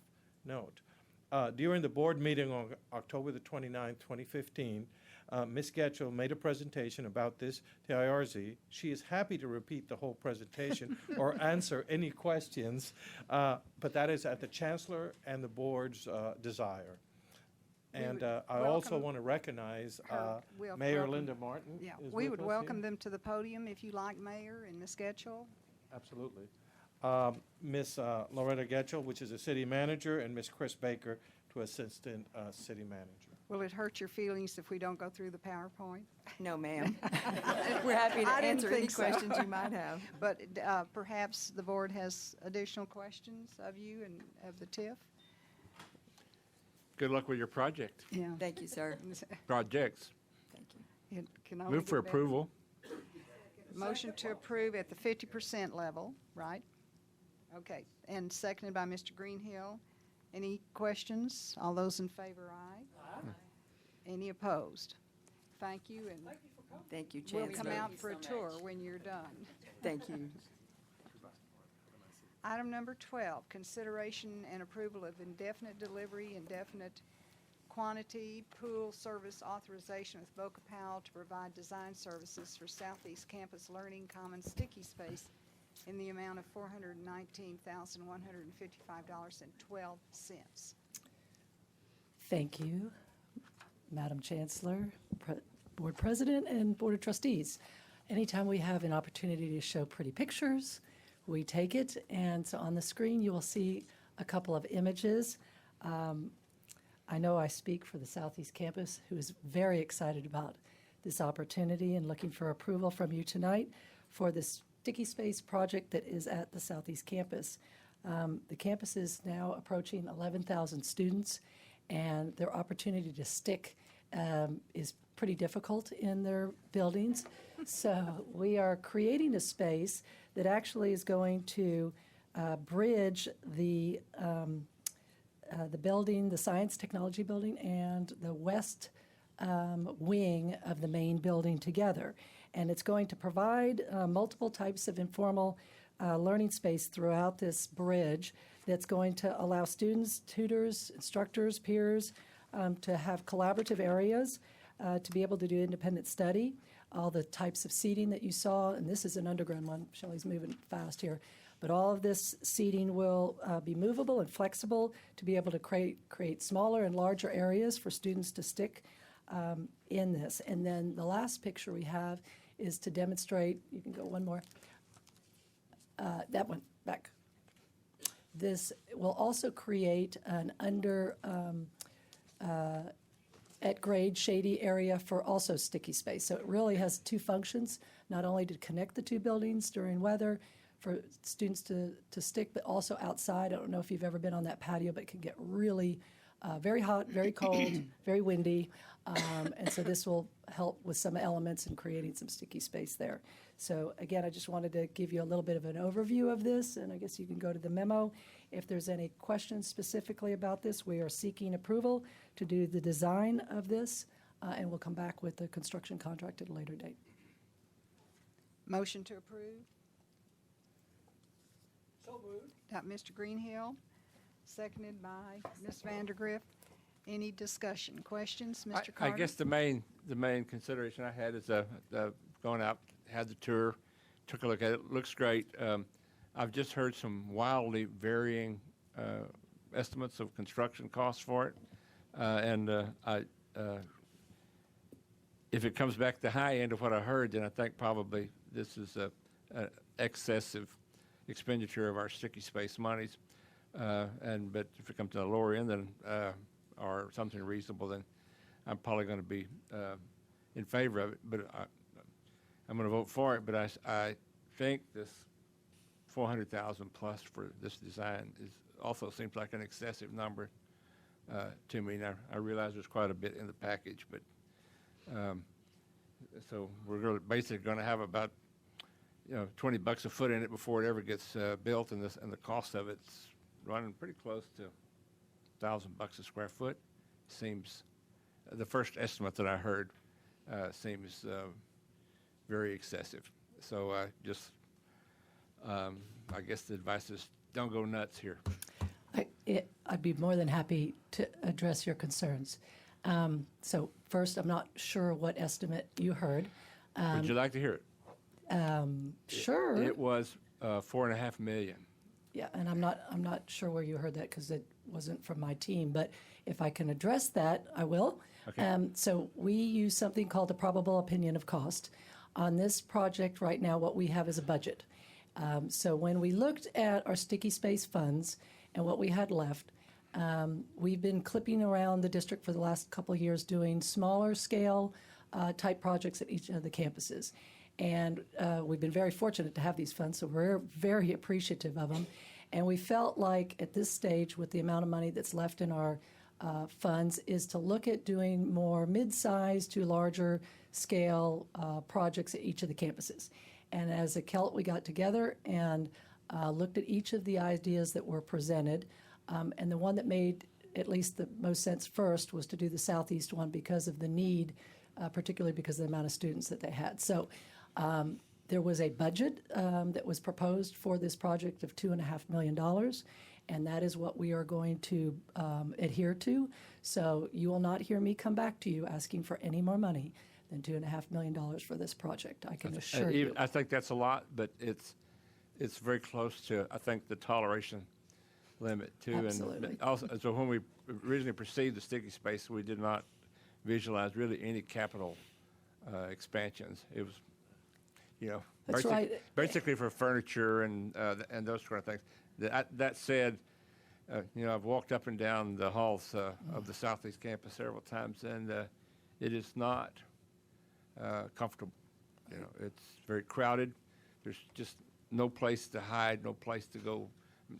There are some places, but not nearly enough places to go to get a few minutes rest, to wait between classes, to meet with study groups, to do all those kind of things. So, and I'm hoping that this will remedy that. And after we do this, I hope we can talk about some more investment in the culinary arts program at Southeast as well. That'd be great. I think that's also a very high priority. You have a new hospitality program. Is it online now or about to come online? Have it now, but no real space, no new real space for it, and just some very old equipment as well. And so just would like to persuade our fellow trustees to think about that just a little bit, sir. Oh, yeah. Dr. Polo, would you like to speak to the issue? Well, first of all, I want to thank you for considering this proposal. Every opportunity I get to speak in front of you and talk about the issue at the Southeast campus is that we have 400,000 square feet with 11,000 face-to-face students. The sticky spaces that we do have, we're so appreciative of the furniture we have in the hallways, but that's what it is, it's furniture in the hallways. Our sticky spaces have become the library, which has to be quiet. And this would make a great addition not only to the beautification of the campus, but also to give a little bit of a lift for the students. The students now sit outside in the heat and sometimes in the wind between the buildings. So we very much think that this would help in student success. What we're seeing on our campus, and we actually had a meeting this morning, is that more and more students are staying on campus. And our student completion rate, we just got done with one of our WIGs finish, went from 42% to 47%, a 15.7%, 42 to 57% increase in student completion of our ATD cohort. And we think that's more because students are staying on campus and being engaged. And this is just another piece that we need in order for students to be engaged on campus. By the way, is this 2.5 plus 419? What's that? Oh, you talk, yeah. I don't talk dollars. It's all, so the budget again is an all-in budget that we will manage to, which this is included. I will, and I appreciate all your concerns and thank you for the questions because I'm glad to clarify all this. I will say that the renderings that you saw, the pretty pictures, that's what they are, conceptual drawings. And again, they may not come back and look exactly like that because we will manage to that $2.5 million and see what we can get for that. So we're not sure the size of it, but it is an all-in budget. And then we'll come back to you with a probable opinion of cost, which will be the actual baked out number. And I promise you, it's going to be $2.5 million or less. So that's what we're managing to, and we're very comfortable doing that. If it's 2.5 plus this, it'll be close to 3. No. No, Nope. she's saying it's It's So not. it's inclusive. Okay. I'll remember that. Yes, he Good. will. Thank you for all the questions. I think this is great, and that's what we're here for, is to answer it, because sometimes it's a little confusing. And I'll remember the pretty pictures. I know you will, and I'm looking at Kirby over there, that we will, yes. Is that over the top of Alan Sachs's garden, by the way? Yes, it is. Okay, so we're going to move the garden because it looks like his plants may be in the shade. So tell him we need a little more money. We'll move his garden. There you go. I'm sure he'd be called the Alan Sachs Atrium or something. Mr. Heed, you had a question? Yes, and my understanding is that this money is coming out of the Sticky space. sticky space funds, and we at this time have approximately 7.42. 7.2 Thank you, left. Okay, Chancellor. so this is just a portion of that, Yes. and the money's already in hand. and- Yes, isn't Okay. that great? We're so fortunate. Thank you, thank you. And I would just, maybe to comment, Mr. Carter, on the, what we've been clipping away at that money, and what we uncovered is that there's only so much you can do with paint and furniture. And that's why back, I think in late 14, 15, we started looking at these larger scale, bigger items for each of the campuses that might take in a little bit of capital, because we are fortunate to have these funds and we do want to deploy them and get them out in the best interest of our students. Any other questions? Ms. Ayala? Yes, I do. Yes. I'm looking forward to seeing that. 2 questions.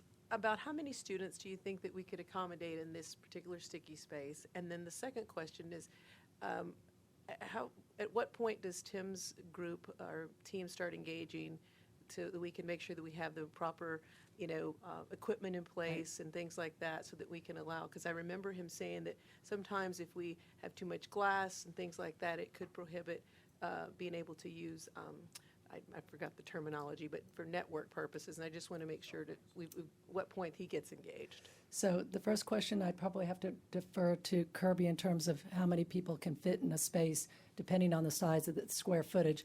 We've estimated the impact that this will have to students out to 2030, but I think what you're really asking is how many students can fit in this at any Generally, one time. yes. And it's At one it's time. similar to sort of a concourse at an airport. So there will be some passing through of it, but also a lot of big areas where people can stick and sit down and study and do some impromptu things. But do you know on the size what you're talking about, how you would estimate a number of bodies in there? It'd be hard to do at this point because we need to get through the design process. What we're envisioning is to have a very flexible space with flexible furniture so that if you wanted to do a lecture or some sort of class thing, we can move furniture aside and get a lot of bodies in there. Okay. But we want to get it to where, a 20, 30, 40, 50, 60 number of students can be in there very comfortably and not jammed in there. Right. So there's a lot of things we're looking at. Right now, we're tentatively looking at somewhere around a 4,000 square foot enclosed. And that, of course, that will depend on budget and other things to get to that number. That's where we're starting right now. Okay. Just looking at it, I was guessing, by the way, that 50, 60, 70 people, easy. Start getting 100 more, start to get a little bit crowded. Right. But the students are coming, going all the time. Right. I understand that. I'm just trying to calculate, if we're building a large space, that we're able to utilize it to the best way we can. Right. And I guess to your question about technology, that's something we definitely want to really look at, very much so. So now that we're starting the design process, we'll get Tim and his team involved. We have some ideas, he has some ideas. Some of the things we did at ETC in a similar way, something that will make sense for this kind of space for the students. Great. Okay. Yeah. Thank you. And how far does this go to meeting your needs for sticky space? I mean, I'm going to let Dr. Coppola answer that. this is 100%, right? If you approve it, yes. We're growing. There's growth in Mansfield south of us. We're anticipating. We're trying to look ahead. This is going to satisfy an immediate need we have now. Our students are congregating. I think, thank you, Mr. Carter, for taking the time to visit our campus and see where students were. But they are tucked in corners underneath stairwells in order to find places to study. This would just be an attractive place for them to go. But significant. It's probably about 4,000 square feet, yes. And did you get your answer relative to internet, et cetera? Yeah, okay. So, Dr. Morrison? Yes, I just want to compliment you on the creative thinking to the expansion of the concept of the sticky space.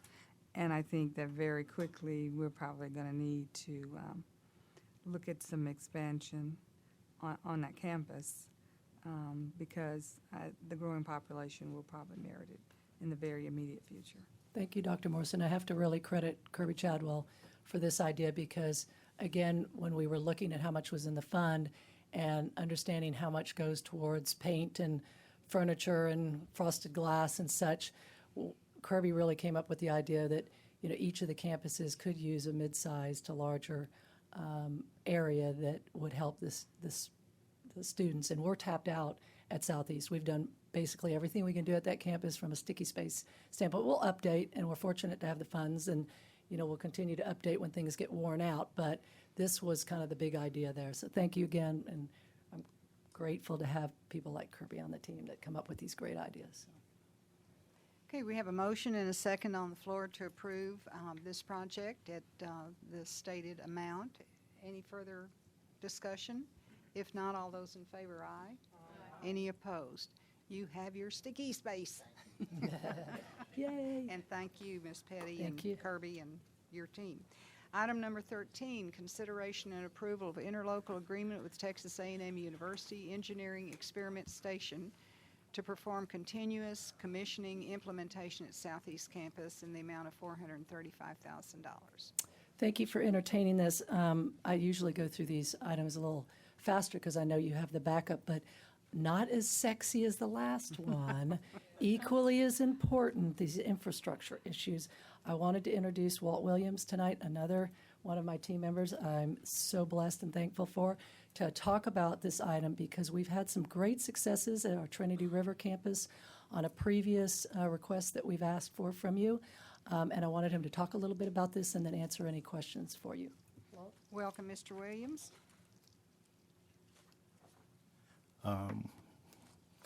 I wanted to basically start with a TR, but work into this. This is a Southeast project, but just want to go back in history and time a little bit and talk about that project. In your board packet, I know for sure that there's a little summary about the Trinity River project. I'm not sure if that's visible at all. It's probably about, they're not numbered, but about 15 pages back. Keep going. Right there. That looks good. Basically, a couple of years ago, we had come to the board to get approval for implementing this process at Trinity River campus. Been very successful in my opinion, but just in a nutshell and quickly, the premise here is to leverage what we already have investment in terms of building controls to try to save money and improve comfort. And there's about 6 outcomes there that are all over the board, from money to comfort to, and you could say that's student success, to establishing standards, to on-the-job training for our staff. So it just has many good outcomes out of it. But if we could go to the next page, we'll kind of get to what the bottom line is. A couple of graphs there. I'm a nerd. I like graphs and charts. But basically, this campus is served by 2 meters, 2 electrical meters. The first one essentially is cooling. It's the plant that cools the campus. The second one is heating and stuff that's in the buildings.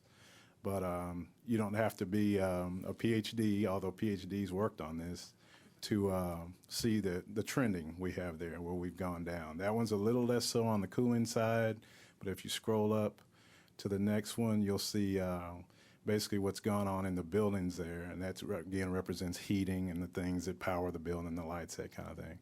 So we've really come a long way, I believe, in dropping that. To quantify it, if you can move to the next one, that's a weird chart that we call sliding EUI. EUI is an index, measures how efficient you are. We started out at the beginning of this project at a 141. And that's been reduced to 106, okay? And that's basically a number of BTUs you use per area, per building, per year. If you remember, which you probably don't, way back when, our district average is 118. So we've actually driven that campus down below average. And it's some certain circumstances there that we don't find everywhere, but we'll take it. The last graph is a cost cumulative index there. So basically what that's saying, if you can read in the upper left, or excuse me, upper right, over the course of this project, we've had cumulative savings of $825,000. We're on a pace right now of about $650,000 a year. The project costs $1.1 million, so we're below a 2-year payback on that project. So it's I think it shows across the board with the district just a good sense of stewardship. And I think anybody could be proud of this. Don't want to take credit for it. The real credit goes with the operations people there at staff, Chad Crocker's people. We had us engineers look at it, and we had our friends at A&M look at it, but they really did the day-to-day that got this done. To close here, the last page, if you could scroll up. Again, TR is a unique building. Everybody knows that, or a unique campus. We don't expect the same results at Southeast, but we do expect a good payback. TR was less than 2 years. We're expecting Southeast to be less than 5. If we put them together aggregate, we're still less than a 3-year payback on that investment of money. So, any questions with that? Yes. So you had these whiz kids from Texas A&M. They've been working with you for the last couple of years. Yes, sir. What'd you learn? Personally, a lot, because I'm real familiar with what they did and how they do it. I think we've made great strides with our staff, getting them trained in the thought process there. As far as we would look at probably looking at in-house doing this in some other buildings and try to save money on some smaller buildings. At a campus level, we simply don't have the throughput to give it the attention that they do and to do the day-to-day that they do. I guess that was my main question is eventually you would think, okay, now you work with these people. You've learned what the problems are. We have people working for us that have Yes, great sir. expertise, including you. So what I'm wondering is why we can't do this ourselves. Again, it's partially just throughput and just you'd have to kind of redirect and focus intently, and that's what a lot of times outside vendors allow, us to do, they allow somebody to get in and dig in and stay on something. Where we often fight fires. Okay, after we do this, are you going to be going to south and northwest and? In some form or fashion. So basically, we're looking at spending a couple of $1 million with A&M over the next decade? It doesn't have to be with A&M, but they have been our provider so far. It's not locked in. They are preferable in my mind, but it doesn't have to be that way. And to elaborate a little bit more, some of the practices we've learned in this, we are implementing in other campuses on our own volition. But again, we're only able to focus so long before we have to move to the next fire, to be truthful. Okay. Thank you, sir. Thank you. Other questions to Mr. Williams? Mr. Heath? Yeah, I'm in a similar vein. If we're spending $1 million on consultants, if we had another $1 million for the staff to spend on these kind of improvements, couldn't you do the same thing, basically? Particularly going on from this point, since you have gained some expertise. It would take some escalation, I think, in our expertise level and our staffing capability. I mean, frankly, our staff can't do exactly what they do. They're not trained exactly to do what they do. They don't have the software tools to analyze. A lot of that stuff is developed by PhDs and administered, and frankly, it's proprietary, and I would say, no, that'd be difficult. You'd have to hire some pretty specialized staff to do it. Yeah, because I was under the impression we had some pretty special people on our staff.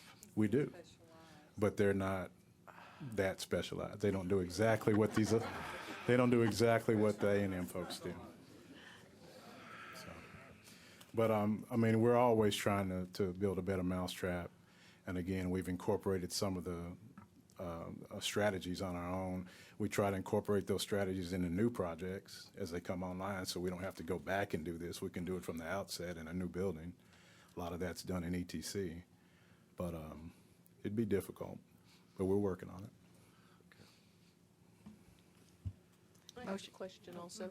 Walter, what other measures are we implementing that we can kind of minimize some of the hours that these subject matter experts are charging? I was looking through that list, and it's, the hours are just astronomical, not astronomical, but they're very high in some areas versus the others. And so I realize that from campus to campus, things are different, but what kind of measures are we implementing that we're trying to monitor the number of hours that they're charging us for the work that we're doing, and anything you can talk to Well, about again, I that? think we are trying to build up staff internally, and I guess there's possibilities that those staff that have learned can maybe apply that at other campuses and be incorporated into this somehow. We really haven't given that a whole lot of thought. We were focused on just kind of getting it done, but I believe that's a possibility that we can look into. Okay, that'd be great. And this allocation is is this the last part of our initial approval? No, they're going to go campus to campus. Okay, I thought we had approved a certain over. You just did River Campus, this is the next one. Okay. Correct. Several more buildings to go. That's what I was saying, by the time you do this over a decade, you're talking about a couple $1 million. Yeah. And I kind of close with saying, of all the things we do for energy savings and resource savings and O&M savings, this by far has the best payback, and it's something, we're at record low utility rates right now. I think everybody knows that. Very low, so it's very difficult to make things pay out. And even at that low level, this has just tremendous paybacks. A couple of years ago, this project would have paid it back in less than a year. So it's some part of that circumstance we can't control, but it's a very good investment in my opinion for the cost. Call the question. Did we have a motion yet? Okay, All well, right. I move. Dr. Morrison moves to approve item number 13, the agreement with Texas A&M University. Is there a second? Ms. Vandergriff? Any other questions or discussion? All those in favor, aye. Aye. Any opposed? Mr. Carter? No, Mr. Heath as well. And Mr. Heath? So five to two. Item number 14, consideration and approval of Texas Multiple Awards Schedule Cooperative Agreement with Simplex Grinnell to provide equipment and installation of fire alarm system at Northeast Campus Health Physical Education and Health Sciences Library and Faculty Offices Building in the amount of $542,569.61. Motion to approve. So moved. Dr. Morrison, second. Mr. Carter, discussion. Questions? I call the question. All those in favor, aye. Aye. Any opposed? Item number 15, consideration and approval of BuyBoard Cooperative Agreement with Enviromatic Systems to provide equipment and installation to upgrade building automation system to reliable controls for multiple buildings on the South Campus in the amount of $827,004.19. Motion to approve. Ms. Vandergriff, second. Second. Dr. Morrison, questions, Oh, discussion? quick question. Mr. Carter. I have a hard time remembering budget items, but it seems like was this on the our original budget for this year? Yes, sir. Was it this number? So it seems like this is a higher number. I believe what was in the budget was actually, I believe it was 840 instead of So it's 827. I could basically be the same mistaken. number then? Yes, sir. Okay. Nina, remind me, when do you go through the BuyBoard cooperative agreement versus another kind of hiring somebody to do something? Remind me of what processes you go through to determine how you engage companies to do stuff like this. When do you go through the BuyBoard and do something else? I'm going to let Mr. Williams, we collaborate hand in hand with purchasing on every one of these large items, and it is a process, so. And Mike is coming up just. Yes, that's what I was going to refer to, Mike. Mr. Herndon. Good evening again, Board. As far as BuyBoard, there are numerous cooperative agreements, and I think I've discussed what cooperatives are before. They're consortium where a group goes out and competitively bids on behalf of multiple agencies to get a competitive price. In this particular case, with Enviromatics, several years ago, and I don't remember how long, Walter, when we started changing out, they evaluated several different types of systems and decided that reliable controls was the best. In this particular case, there's, fortunately for us, BuyBoard had bid and awarded to Enviromatics, who is the only reliable control dealer that can sell in this area. So we were fortunate that there is a competitive process for it. The bid award to Reliable is like 50-some-odd% off of their retail. So the price we pay through that BuyBoard cooperative because they went through a competitive process. So, does that answer your question? Okay. Thank you, Mike. As I say, it takes a village. Any other questions? And this represents the last at South. Wait, Ms. Petty, we haven't voted. Call Any the other question. questions, discussion? All those in favor, aye. Aye. Any opposed? Motion passes. Okay, thanks. And item number 16, I think, right? Yes, consideration and approval. I'm sorry, did you want to say something more? Or No. Okay. When you get a vote of yes, you Yes. pick up your briefcase and you go away. Go- I was just all gonna right. say that was the last at South. It's about a third of the campus, but it's the last that we're doing there, so. Okay. Did y'all hear her? We did. Okay. Item number 16, Mr. Marshall, consideration and approval of the purchase of Palo, Alto, Firewall subscriptions from Solid Border in the amount of $107,208. Thank you, Madam Chancellor, Madam President, board members. This is basically our licensing to run our firewalls. So it's the equipment that's already in place, and this is just the continuation of the operation of the things that keep some of the nasty things away. Motion to approve. So moved. Mr. Greenhill, seconded by Mr. Heed. Any discussion, questions? I do have a question, Tim. Mhm. Can you elaborate on some of the security events? Obviously, some of them are quite big, especially there, I think, around the web threats and things like that. Is that somebody internally trying to penetrate the systems, or is that just devices that we're bringing in? The web threats come both from inside and outside. It's activity based on a web page. And you'll see like Northeast, there's a real big spike. It could be because of one person visiting one page, and that will trigger something on that page that might be repetitively attacking. So you'll see like 160,000 events. Or it could be 20 people sharing the same web page, or it could be somebody from the outside directing their web page to go just to our address. So it's a combination. The web threats are from any web page. So it's just a very, it's an interesting, fun time.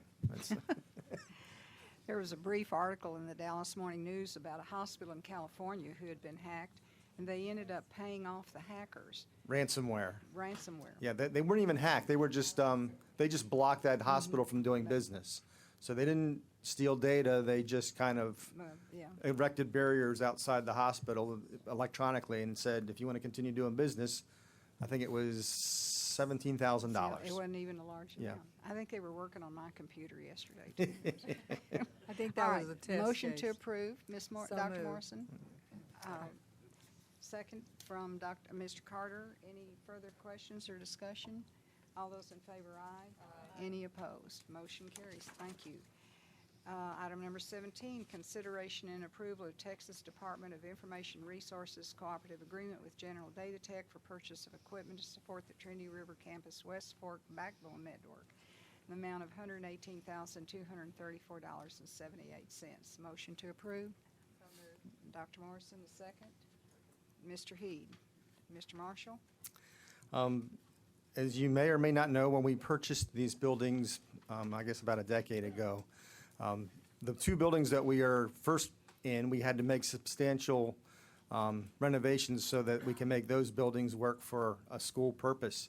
The other two buildings, Clear Fork and West Fork, we never touched. So now that we have West Fork, we have to go in and make sure that that building connects to our data center, and that we wire each one of the floors individually. So this is the first phase. This basically just allows us to connect that building and those floors to our data center. As each project comes up where we're going to populate the floors, we'll be adding additional networking costs based on what we do, based on what the plans are. So this is the first part of that project. This is the building Radio Shack vacated, and we now are going to occupy. Discussions, question? All those in favor, aye. Oh, I'm sorry. That's okay. All those opposed? Go ahead. Tim, when you say that this is the initial equipment, so we'll just be adding to whatever, so if they're wireless access points now, we're just going to be adding them as more people? Yeah, as there's more- actually very few wireless access points because, again, this was Radio Shack's building. Right. When they left, they took all their stuff. So we'll add, I think I read somewhere you'll add 4 per floor. or We're adding something 4 like per that. floor now so we can have our staff go in and, so when the construction crews are in there, the renovation crews in there, they have access to connect. Typically, floors those size, it's a wireless access point Right. per room. Right. So you're talking maybe 20 or 30 access points. But now, because they're all open and it's just a few people in there doing construction and renovation, you don't need that many connections. It's when you have students and faculty and staff and offices that we'll add more. But we won't add them until we need them. Okay, because that's what I was trying to figure out, is if all this is necessary at this point, if there's just going to be a limited staff, and then we could add it as we need it. We'll add, this is just to connect the building and Okay. allow construction. And then when TCC Connect moves in, we'll add what we need for that installation. And then when the next floor that gets populated, we'll add at that time. It's just, these are off-the-shelf components. I see. So you don't really buy until, it's just in time inventory. So we don't want to buy until we have to buy. Thank you. All right, yeah, it has been approved. Okay. Thank you so much. Thank you. Thank you. Monthly financial report, Mr. McClendon. Good evening. Okay, overall, our financials, we're in the 5th month of our fiscal year, so we're looking at all revenue and expenses that are greater than 50%. So 5/12 is 42, so we've just upgraded to 50%. So if we look at the revenue, our state appropriations are really as anticipated. Our maintenance and tax operations, we've received a total of $141 million through January. We're about $8 million behind what we were on last year's schedule. And that's just a piece of information. That's it. Okay, tuition is about 88%. Our interest income is 145%. That is due to mark-to-market adjustment on GASB. And our total revenue is 68% versus 50%. And this is exactly how we anticipated. So there's no surprises there. Okay, when we look at our expenses, all right, our overall expenses, we're looking at expenses that are greater than 50%. And we always mention that in September, we recorded all our reversals of our prepaid expenses. And those are expenses that benefit more than one period. Our encumbrances reflect a VPO, for example, the leases that cover more than one period. Insurance are an expense that covers an entire premium. So if we look at our total expenses, they are 49.1% versus 50%. So I think that we're satisfied with that closeness of that predictability. All right. So we'll go to the pools. Okay. So our pools, our beginning balance is $133 million. Our, you want to put just a cursor? No, just if you want to go to the cursor horizontal. Yeah. You want to just put your cursor? No, just put your cursor on 132, and we'll go this way, horizontal. Okay, because I know they're really focused on all our numbers, and I want to make sure they get this. Okay, and so our beginning balance is 133. We have a change of 32 million, and I have an ending balance of 164 million. Now, if we look at our short terms, which are interim periods for 90 to 180 days, we have a beginning balance of $5 million. We went ahead and we purchased one $10 million 4-month short term, and then one $10 million 5 months short term, so it gives us a little bit better. And so we have an ending balance of $25 million. Okay, if we look at our U.S. agencies, we purchased $10 million from the Federal Farm Bank and Credit Bank with an interest rate of 0.99 and a 2-year maturity. At the same time, they called our $10 million, naturally, because the rate was 1.52%. So we can get it. We can get it. So that's what I'm saying. If the rate is good, they can call it. They'll pay the maturity, and that's the way life is. Okay,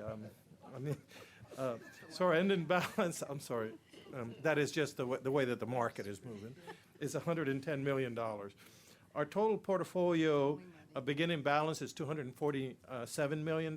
We have an ending balance of $300 million. Okay.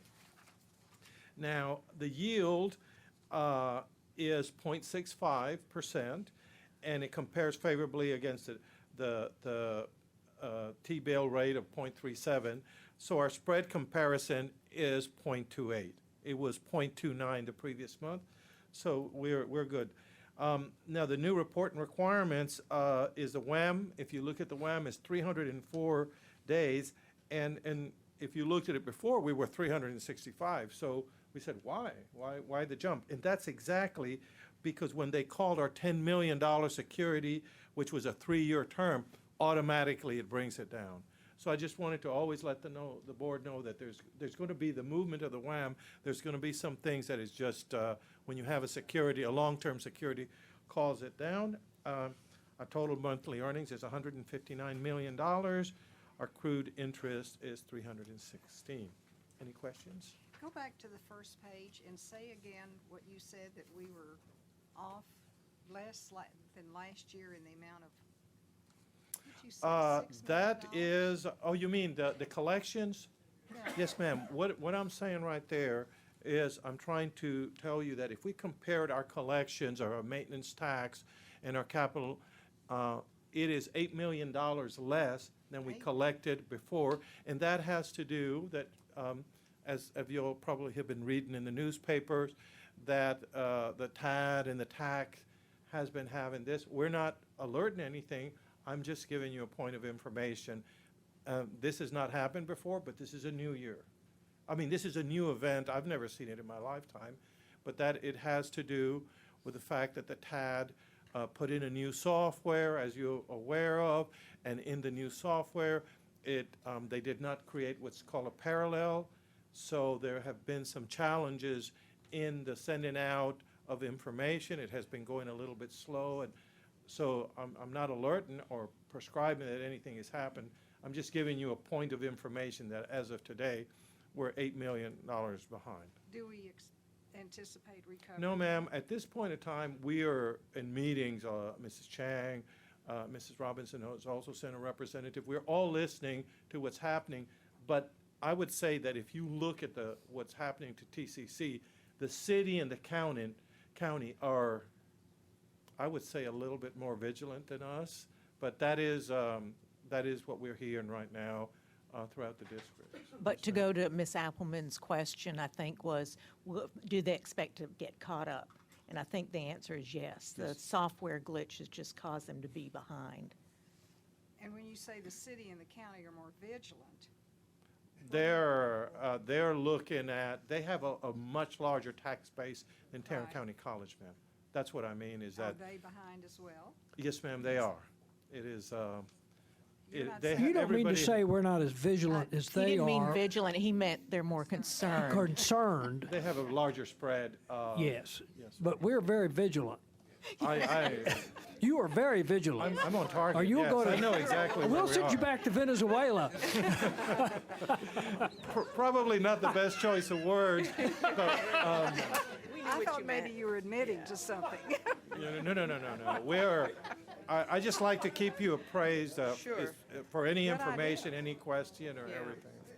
So will that impact our upcoming budgeting process? Are we going to be able to count on that 8 million, or we have to move that out? I have no reason to not expect for us to receive that.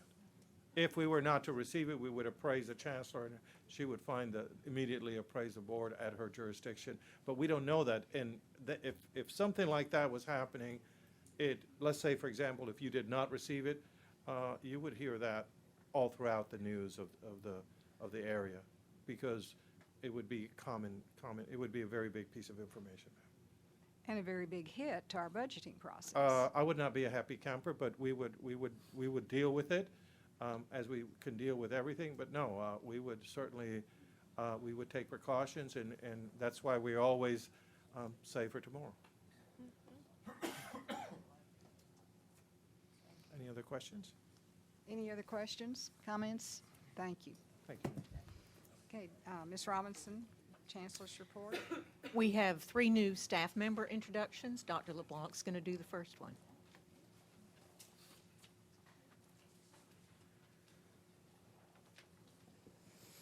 Good evening, Mrs. Robinson, Mrs. Appleman, and board members.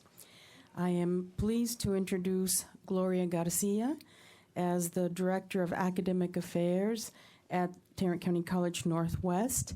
Gloria has a Bachelor of Business Administration degree in marketing, a Master of Science degree in secondary education, is certified as a principal and superintendent, and is currently enrolled in a doctoral program at Texas Tech.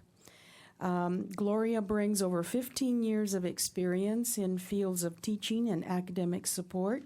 She has served as a high school teacher, assistant principal, software specialist, learning lab manager, and most recently as an instructional design specialist for Tarrant County College.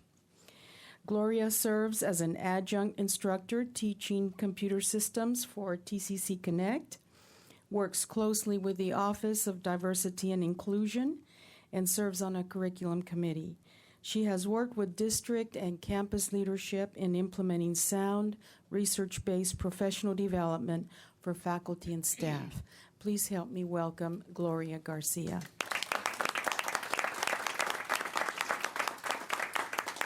Thank you. Oh, I'm a lot shorter as well. Thank you, Dr. LeBlanc, Chancellor Robinson, Mrs. Appleman, and members of the board. I'd like to take this opportunity to express my gratitude to Dr. LeBlanc and both Dr. Euless for affording me this opportunity to serve as the Director of Academic Affairs at Northwest Campus. As Dr. LeBlanc stated, I started in PK through 12 and have ventured into higher ed, and I'm loving every minute of it. My first experience in higher ed has been with TCC, and I feel like my adventure here is just beginning. So thank you so much. Welcome. Thank you. Welcome. Thank you. Dr. Gobin.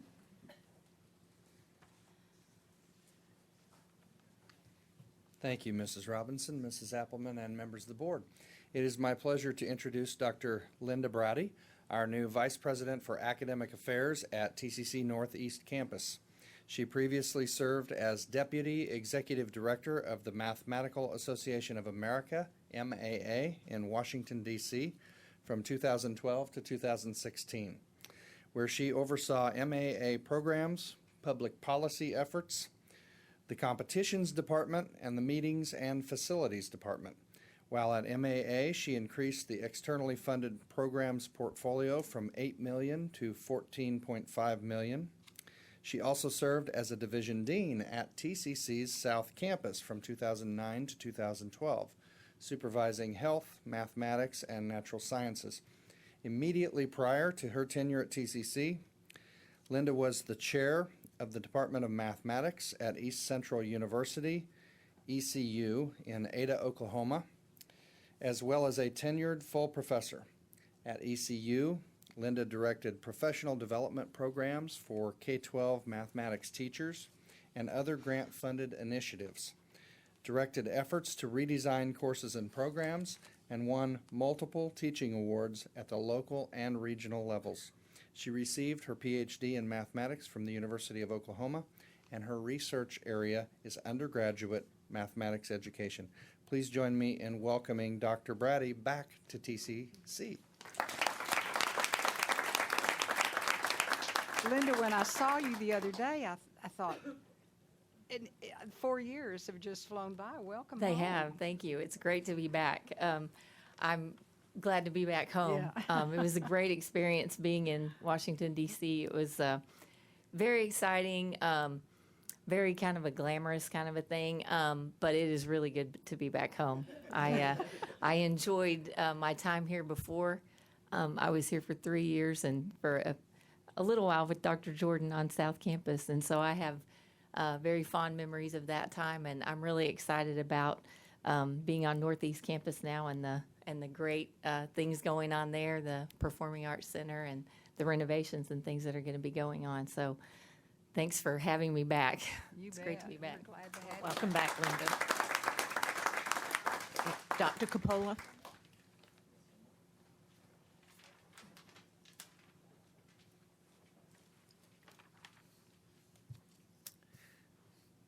Krista Robichel is our new Director of Academic Affairs at the Southeast Campus. Krista joined Tarrant County College District in May of 2013 as the Coordinator of Academic Support Services at the Southeast Campus. In her new role as the Director of Academic Affairs, Krista will be responsible for supporting the Vice President, Deans, faculty at the Southeast Campus with collecting and reviewing campus data to improve efficiency of campus academic operations, including supporting the WIG project, resource utilization, and program support. Krista has more than 15 years of professional experience in adult and higher education, having served as a faculty at the University of North Texas and the Dallas County Community College District, where she taught courses in graphic design. You might have seen her during my presentations. Her job is to make me look good, and she does a good job. Oh, I lost my spot. Okay. Prior to coming to TCC, Krista worked in public service in the communities of Arlington and Mansfield. She led a small, talented team to develop an award-winning technology education program that provided free basic technology and job skill classes to multiple partners' sites and a granted-funded mobile technology vehicle. Krista has presented at state conferences on the benefits of affordable and practical implementations of technology and the impact on teaching and learning. She grew up in the DFW area and started her academic journey at the Northeast Campus of TCC. Of course, the Southeast Campus wasn't built yet then. She holds a Bachelor's of Arts degree in,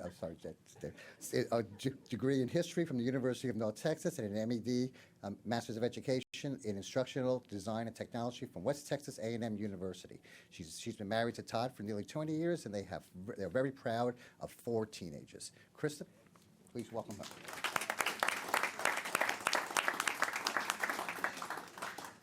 Thank you. Good evening, Chancellor Robinson, Mrs. Appleman, and Board. I appreciate the opportunity. I'm very excited, and I look forward to continuing to work with the very talented staff and faculty at the Southeast Campus. They do really great things there.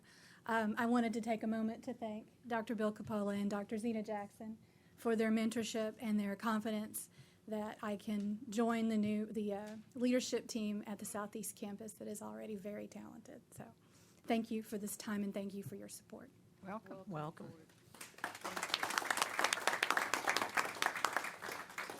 Ms. Appleman, I've asked Dr. Gates-Black to present some academic data points. Thank you, Chancellor Robinson. When I came before you in the fall and we talked about supplemental instruction, I was sharing data from our first semester where we had scaled it up, the program up across all of our campuses. And since that time, well, let me say this. One of the things that came up as a question at that time was, you know, what are we doing about the students? Are these our most motivated students? What about those students who may need more assistance? How are we helping them to utilize supplemental instruction as well? So I'm going to share some data points from fall, but I've also got some information from a pilot that we did at South Campus in the summer of 2015, and so I'll share that as well. This is data, I'll remind you, from spring 2015.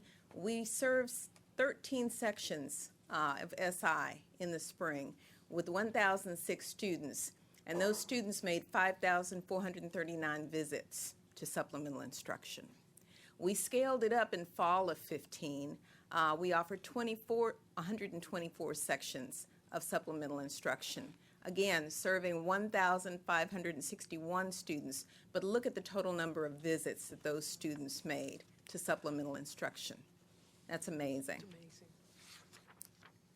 When you look at the success of the students, again, the data on the left is from our spring 2015 semester, where you see those students who did not participate in SI, their success rate, about 60%. And those students who did participate in SI at 75%. And that carried forward into our fall semester, pretty consistent numbers as well, in terms of those students utilizing SI were more successful. And this is a chart that just really kind of shows an example of, as students utilize SI, the more times they take advantage of it, the higher their success rates are. Now I'll talk a little bit about that developmental education courses that we've offered supplemental instruction in. Again, as I said, in the summer of 2015, we did a pilot at South Campus. We had 5 sections of developmental math, and we had 41 students who took advantage of SI, and they had a total of 291 visits. This is the first time many of them had ever even heard of supplemental instruction. In the fall of 2015, we offered 16 sections of developmental education, not just developmental math, but developmental education across the district. Again, we had 94 participants, and they had a total of 394 visits to supplemental instruction. The success of those students in the summer, those students who did not take advantage of supplemental instruction, success rate of about 52%. That kind of stands along the same lines as you saw with the other groups as well. But look at the success of those students who did visit SI in developmental math. Again, a small group, but look at that success rate, 91%. And in the fall of 2015, same numbers, those students who did not take advantage of SI with a success rate of about 50%, as opposed to those who did with a 70% success rate.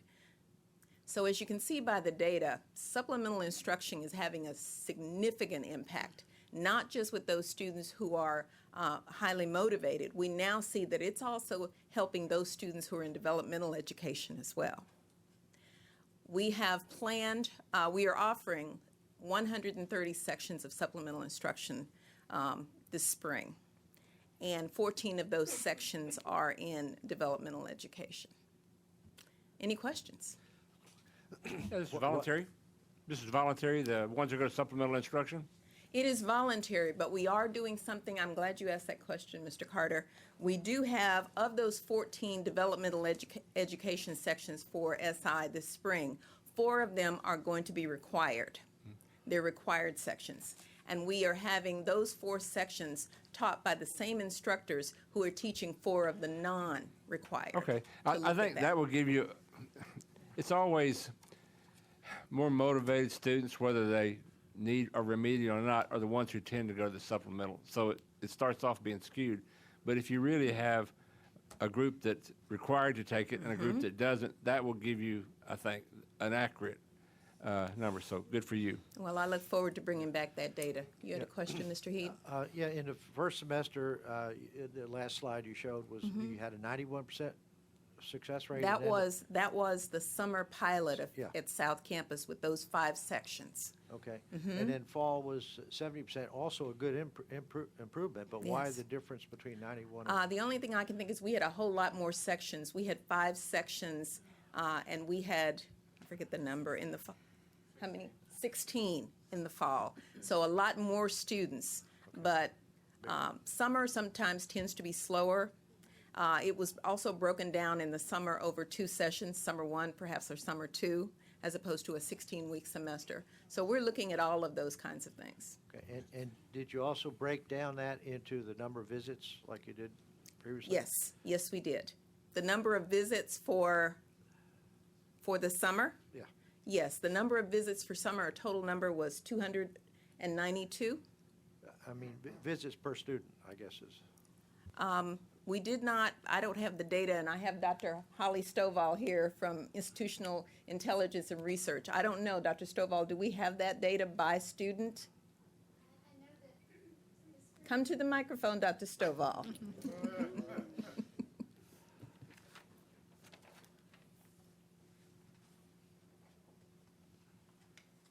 We know that from the fall to the spring and the other data that was presented, the average number of visits per students increased from roughly 5.5 to about 7. Okay. And the We'd have to success, do the math a little quickly on this, but to see that same and increase, the I think. success rate went up the more visits that they made? Yes, the Yeah, okay. success rate increased as the number of visits increased as well, yes. What was the setting for the instruction? Where was it, a classroom? Did you use the Emporium? Where did they go? Dr. Darville, you want to come and speak to that? Dr. Christopher Darville, you remember, is the Director of Student Learning and Success, and he's responsible for overseeing all of our supplemental instruction programs. Good afternoon. So your question is about the South Campus? I'm over. Okay, I'm sorry. I was, okay. We have students that are going to get supplemental instruction. Where are they going? Okay, the South Campus actually has a unique situation. There is some space that they designated for their supplemental instruction. It's within their student center, and that's where those math study sessions took place. Okay. I'm not bugging. The next question is, isn't the Emporium designed within itself to be a supplemental instruction facility? I mean, isn't it? The original design of the Emporium, the Math Emporium or the Emporium model, was to allow students to go in their classes and to move through at their own pace modules in their program, in the course that they were studying. So they could move through faster or slower based upon their own pace. The supplemental instruction model is one course where there's a supplemental instruction leader in that section, and then that person meets outside of class with those students to hold supplemental instruction sessions. So it's not like necessarily the Emporium model. That's not to say they couldn't, the after sessions, the supplemental instruction sections couldn't be held there, but that's not really the reason that they were created. Or you could just simply go to the Emporium and do some extra work. Could you not? Yes, you could do that. Okay. So in effect, you could do supplemental instruction if you were self-motivated in your Emporium.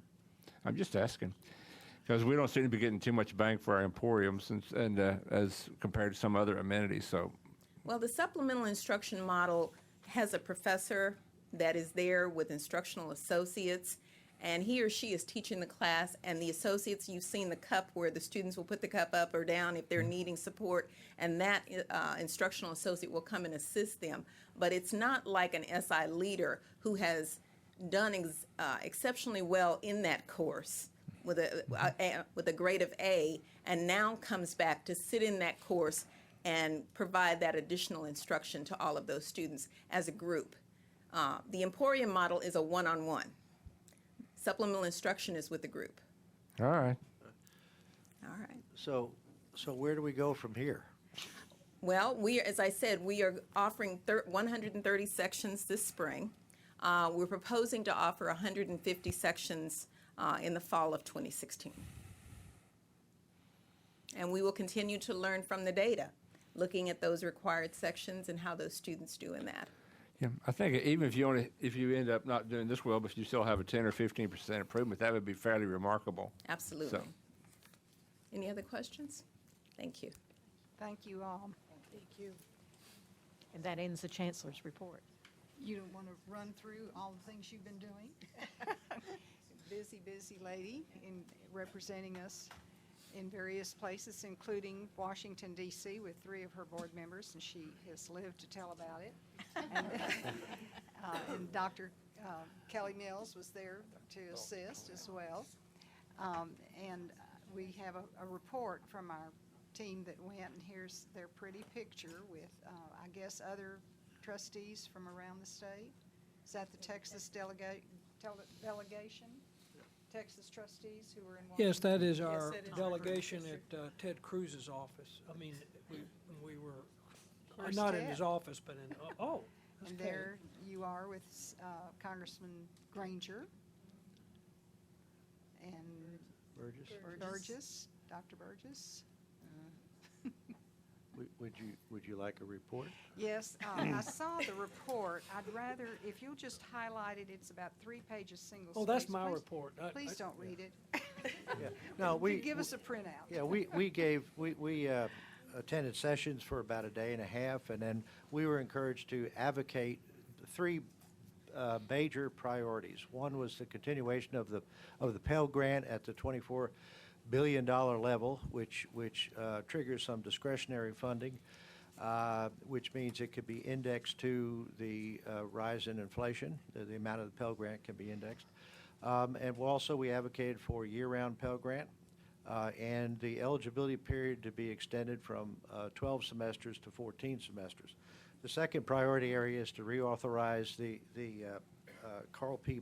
Perkins grant, which is related to our workforce.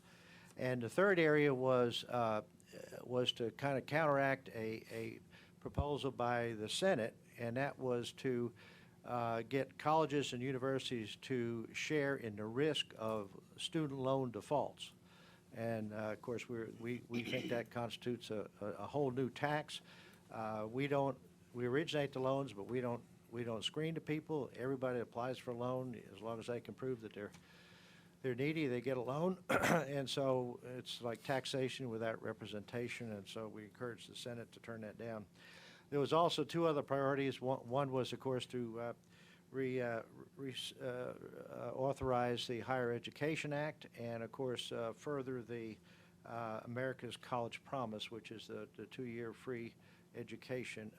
These 2 latter items will, if you excuse the expression, are being trumped by the election process, and so they don't expect any real action on those this year, although work is continuing on those. So we visited those folks, and one of the questions that Acting Chancellor Robinson asked is, how can we help, to each one of our representatives, how can we help you help us? And they said, continue doing what you're doing. You know, you can visit them at home, but to go to Washington, D.C. in their main office and advocate to things that are important to us makes all the difference. So they encourage us to continue to do that. Thank you. Mr. Greenhill? I have a supplemental report. As I say, I'm a member of the Board of Directors of CCATT, which is the trustee organization, and we had a meeting, a joint meeting of the Executive Committee of CCATT and TACC, the professional organization, mostly to talk about politics. We discussed, among other things, the testimony that certain of our members have made before a House subcommittee on education. We've testified for the coordinating board. The bottom line is that the trustees and the professionals, that the presidents and chancellors were working together to have a unified strategy, particularly for the next legislative session in 2017. That we have to start now. Among other things, there's a thing called the charge. You may have read that. There's a Senate and House charge. The leadership says we want to focus on these particular items, and we have a strategy for each of the charges in connection with community college, promoting community colleges. But that was a very interesting meeting, but rest assured your trustees are working hard to improve the results that we have in the legislature in 2017. Thank you. Ms. Ayala? Yes, I think the perspective that I'd like to share with you, since this was my first conference of this sort, is that I was really impressed with the spirit of collaboration amongst all of the trustees. As we were visiting with the Texas delegation, we were sharing ideas and we were talking to these various representatives. And as we were, moving from room to room and hall to hall, we were talking about some of the challenges and some of the successes that we were experiencing at our campus.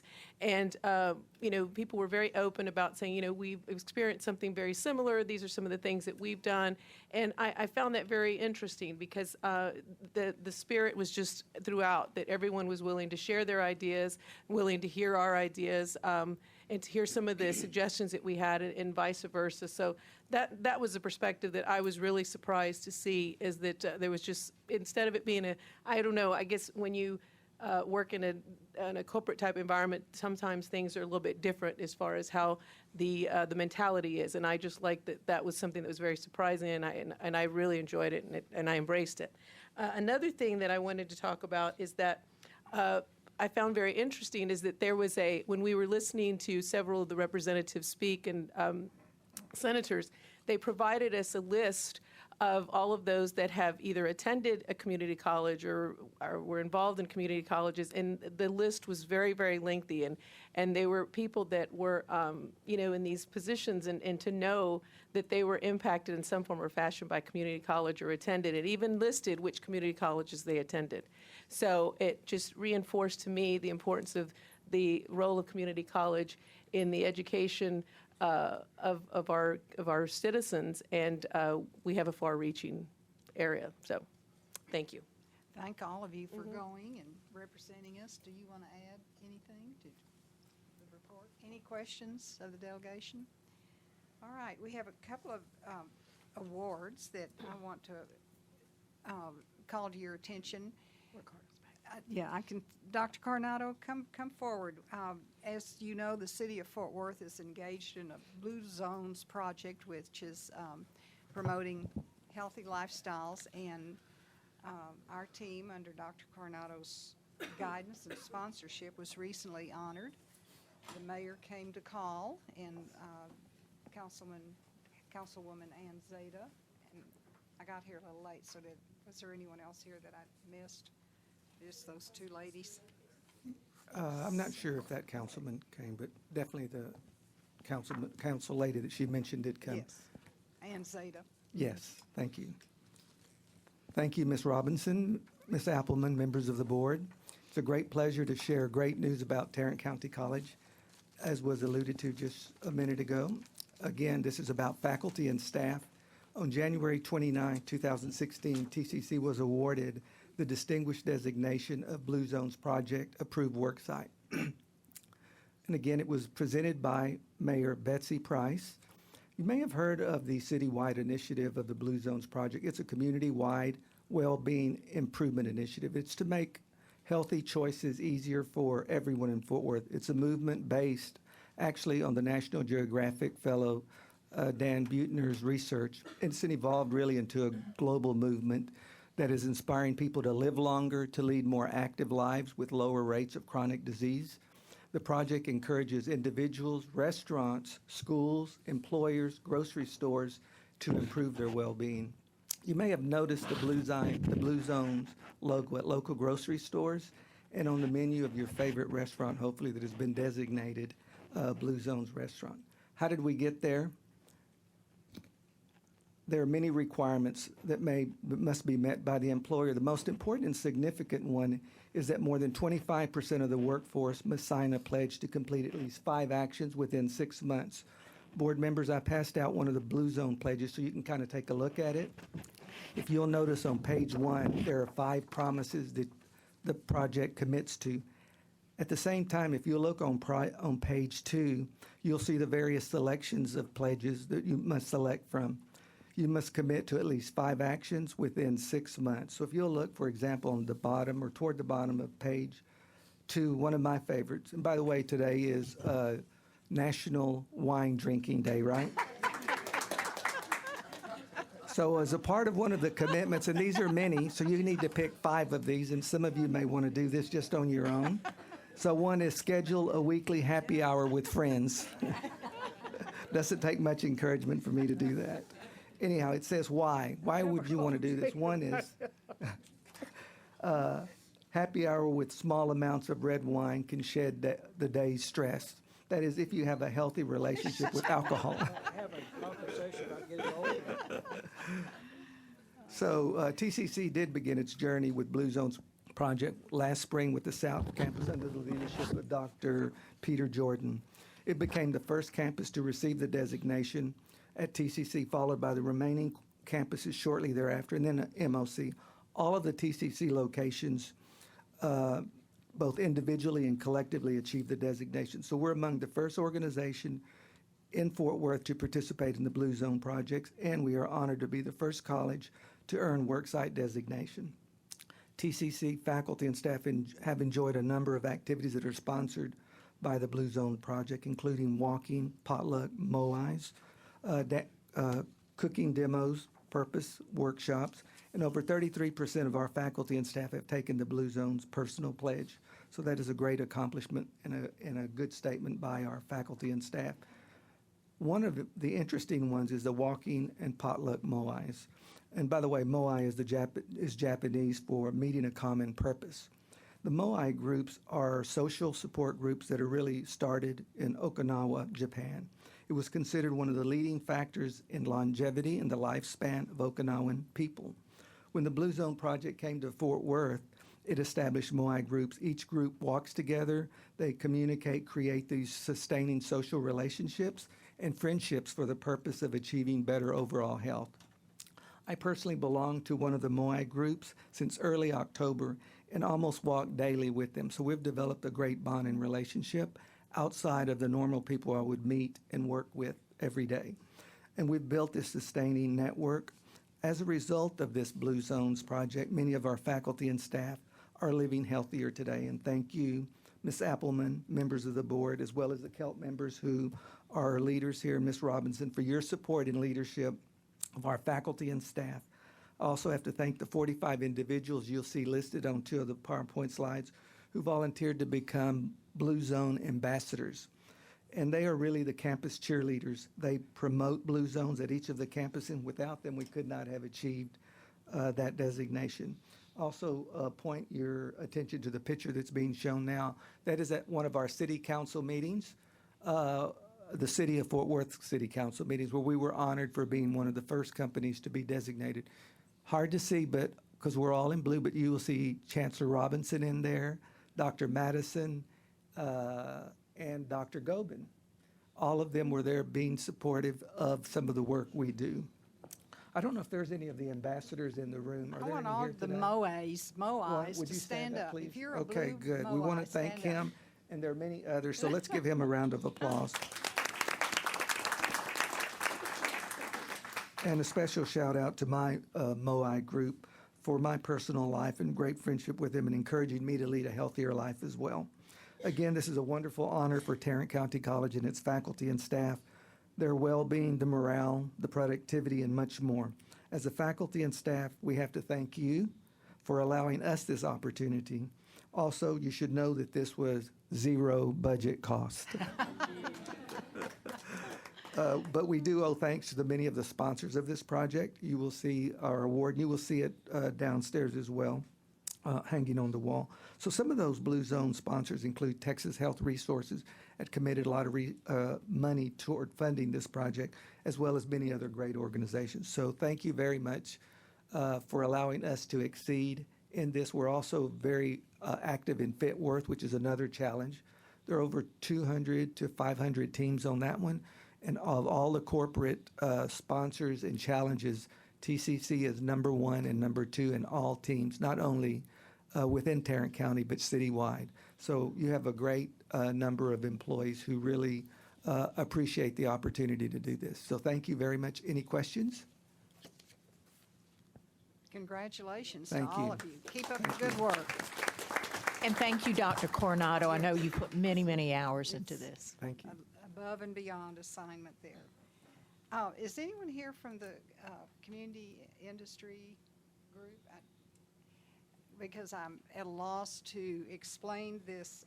They were recently recognized for their work with small businesses, and I apologize.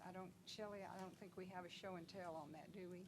For the small business partnership skills. But anyway, congratulations to, what's his name? Ben Rand. Ben Rand, I keep wanting to call him Rand Ben, and Jennifer Hawkins and Fred Smith. They have really done some good work out there, and they were very proud of that. I think this AIA award, Miss Petty, help me with it. It's really the Urban League Award, and you want to come to the podium and once again, our Trinity River campus, Trinity River East campus, is being recognized. It's the Urban Land Institute, Urban Land Institute. that's giving out the award, and I don't have any information on it, so sorry about that. But it is a very prestigious award at AIA, which is the Architects Award, and there's a presentation of it sometime late March. It again is for our Trinity River campuses, and we did not put in the application for it. It was actually the architect that worked with us on that project that put it in for us. So it was really great that we earned that, and we'll know more about it, and I can come back after we win our bring us little the award. thing, bring the award and tell you more about it. Thanks. Yes, and share our thanks and congratulations with the architects involved. Recently, a new autism program on Southeast Campus was featured on Channel 11, I think it is. And Shelley, I think you do have that clip, don't you? Is Dr. Tunson here? There you are. I didn't see you back there. Dr. Tunson and her staff. If you've ever been to the Choices program, you know how moving that is to watch those students. And this is a new program. Students won't Older students. let that get in the way of going to college. Our Ken Molestina is learning all about it in a Tarrant County College classroom. All humans need to communicate in order to connect to others. Inside this classroom at Tarrant County College's Southeast Campus, life-changing lessons in social behavior are being taught. We like to use the 4 steps of communication in this class, right? To a handful of adult students who live with autism spectrum disorder, students like 20-year-old Peter Quayle. I think I find it quite entertaining, especially learning some things that I never really knew about. And this allows Peter to be who he is and learn from it, and so it's been a true lifeline. The focus of this twice-a-week class is to help the students develop the social skills they need to continue their college studies and even find jobs. I can bridge the gap between their world and our world. Christopher Templeton is one of the professors. What we focus on are life skills. We focus on expanding these people's minds. He's made it a mission to shatter all taboos about autism through his students and their families. Many of them, for the very first time, are even chasing career goals. I would like to be an entrepreneur. Basically, I wanted to become a baker. Become a professional artist. As you can see, Michelle Ben Shalom is well on her way. It has made all the difference. Her father says it's all thanks to this class. It must make you feel great when you see the success stories coming out of your classroom, right? Mm-hmm. Yeah, it's great. All I can think about is when these people get a job, or if they live their life and they get the dreams that they always wanted. In Arlington, I'm Ken Molestina, CBS 11 News.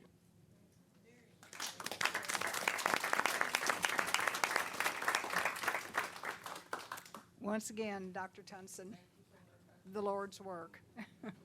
We thank you. Men of Color. Miss Ayala went to a program and so enthused about it, she wants to tell us about it. I did. I attended the Men of Color. I attended the Men of Color program. It was the spring kickoff. It was February 2nd. It was held at the Trinity River campus. Thank you to Dr. Madison and his staff for hosting. The program itself, I'm sure everybody's familiar with it, just connects students, participants with the academic and student services. And there's a lot of mentoring involved. Mentoring from the community, there's mentoring from the administration, there's mentoring from the staff and faculty. And for me, it just truly reflects the spirit of collaboration. As we know, there's several components that are essential to student development. And this program, to me, served as an avenue for the students to receive some basic life skills and also some guidance to help them to succeed in their studies. The guest speaker that night was Amari Barksdale. He was a gentleman from Detroit, Michigan. And he did an excellent job communicating just some messages about masculine evolution, empowerment, and just some general information about how they can apply certain skills out in their life. And it was very, very informative. It was very impressive. And some of the comments from the attendees, I'm going to just read a couple of these to you. Let's see. They felt that all of the topics were relevant, and that the vitality of the topics about masculinity, and that they identified development where it's needed. And they also talked about the speaker communicated at all levels and needed to make it personal and tangible, and I think he got that message across. So my understanding is the program staff is already starting to plan the fall 2016 program, and I'd like to invite everyone to attend or participate if you can. I think it was just very, very moving for me personally, just to hear some of the stories and hear the impact of the collaboration of all the folks that are involved and how it's just changing the lives of so many people. So I want to just congratulate everyone that's involved. I know there's so many people involved in the program. Pete Portillo invited me and it was excellent. And then also, Dr. Madison, thank you again for your hosting. And Dr. Munoz was there, and Dr. Joy Gates Black provided some details and information to me, and she was in attendance as well. So congratulations to all of you that are actively involved. I was just truly impressed and moved by the whole program, and it's just, to me, reinforces how it takes an entire group of people, an entire village, in order to help these folks. And it was great. And there were over 100 people in attendance, including students, faculty, and mentors. It's been a great program. It's been a great program. Keep up the good work. Thank you. Your light is on. Do you want to speak? I had the pleasure today of speaking on the Power Student Voices at the Tarrant County College South Campus. Dr. Peter Jordan was the gracious host, and it was a collaboration between the African American Student Association and ICC, which is the Intergenerational Community Conversation, which South Campus has hosted for the past 3 years. And I was so excited to participate and share with them. And I got the question, first of all, you know that I'm approaching my 40-year anniversary on April 24th. So one of the students asked me, what made you decide to do this for 40 years? And I told them that, well, it was always because there's always a new challenge.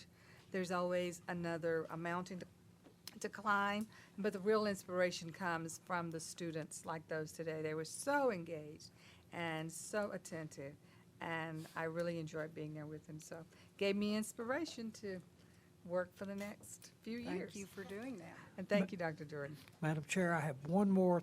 We forgot to mention that Kelly took us through the maze of Washington, D.C. with grace, and wanted to thank her for taking us on in that endeavor in Washington, D.C.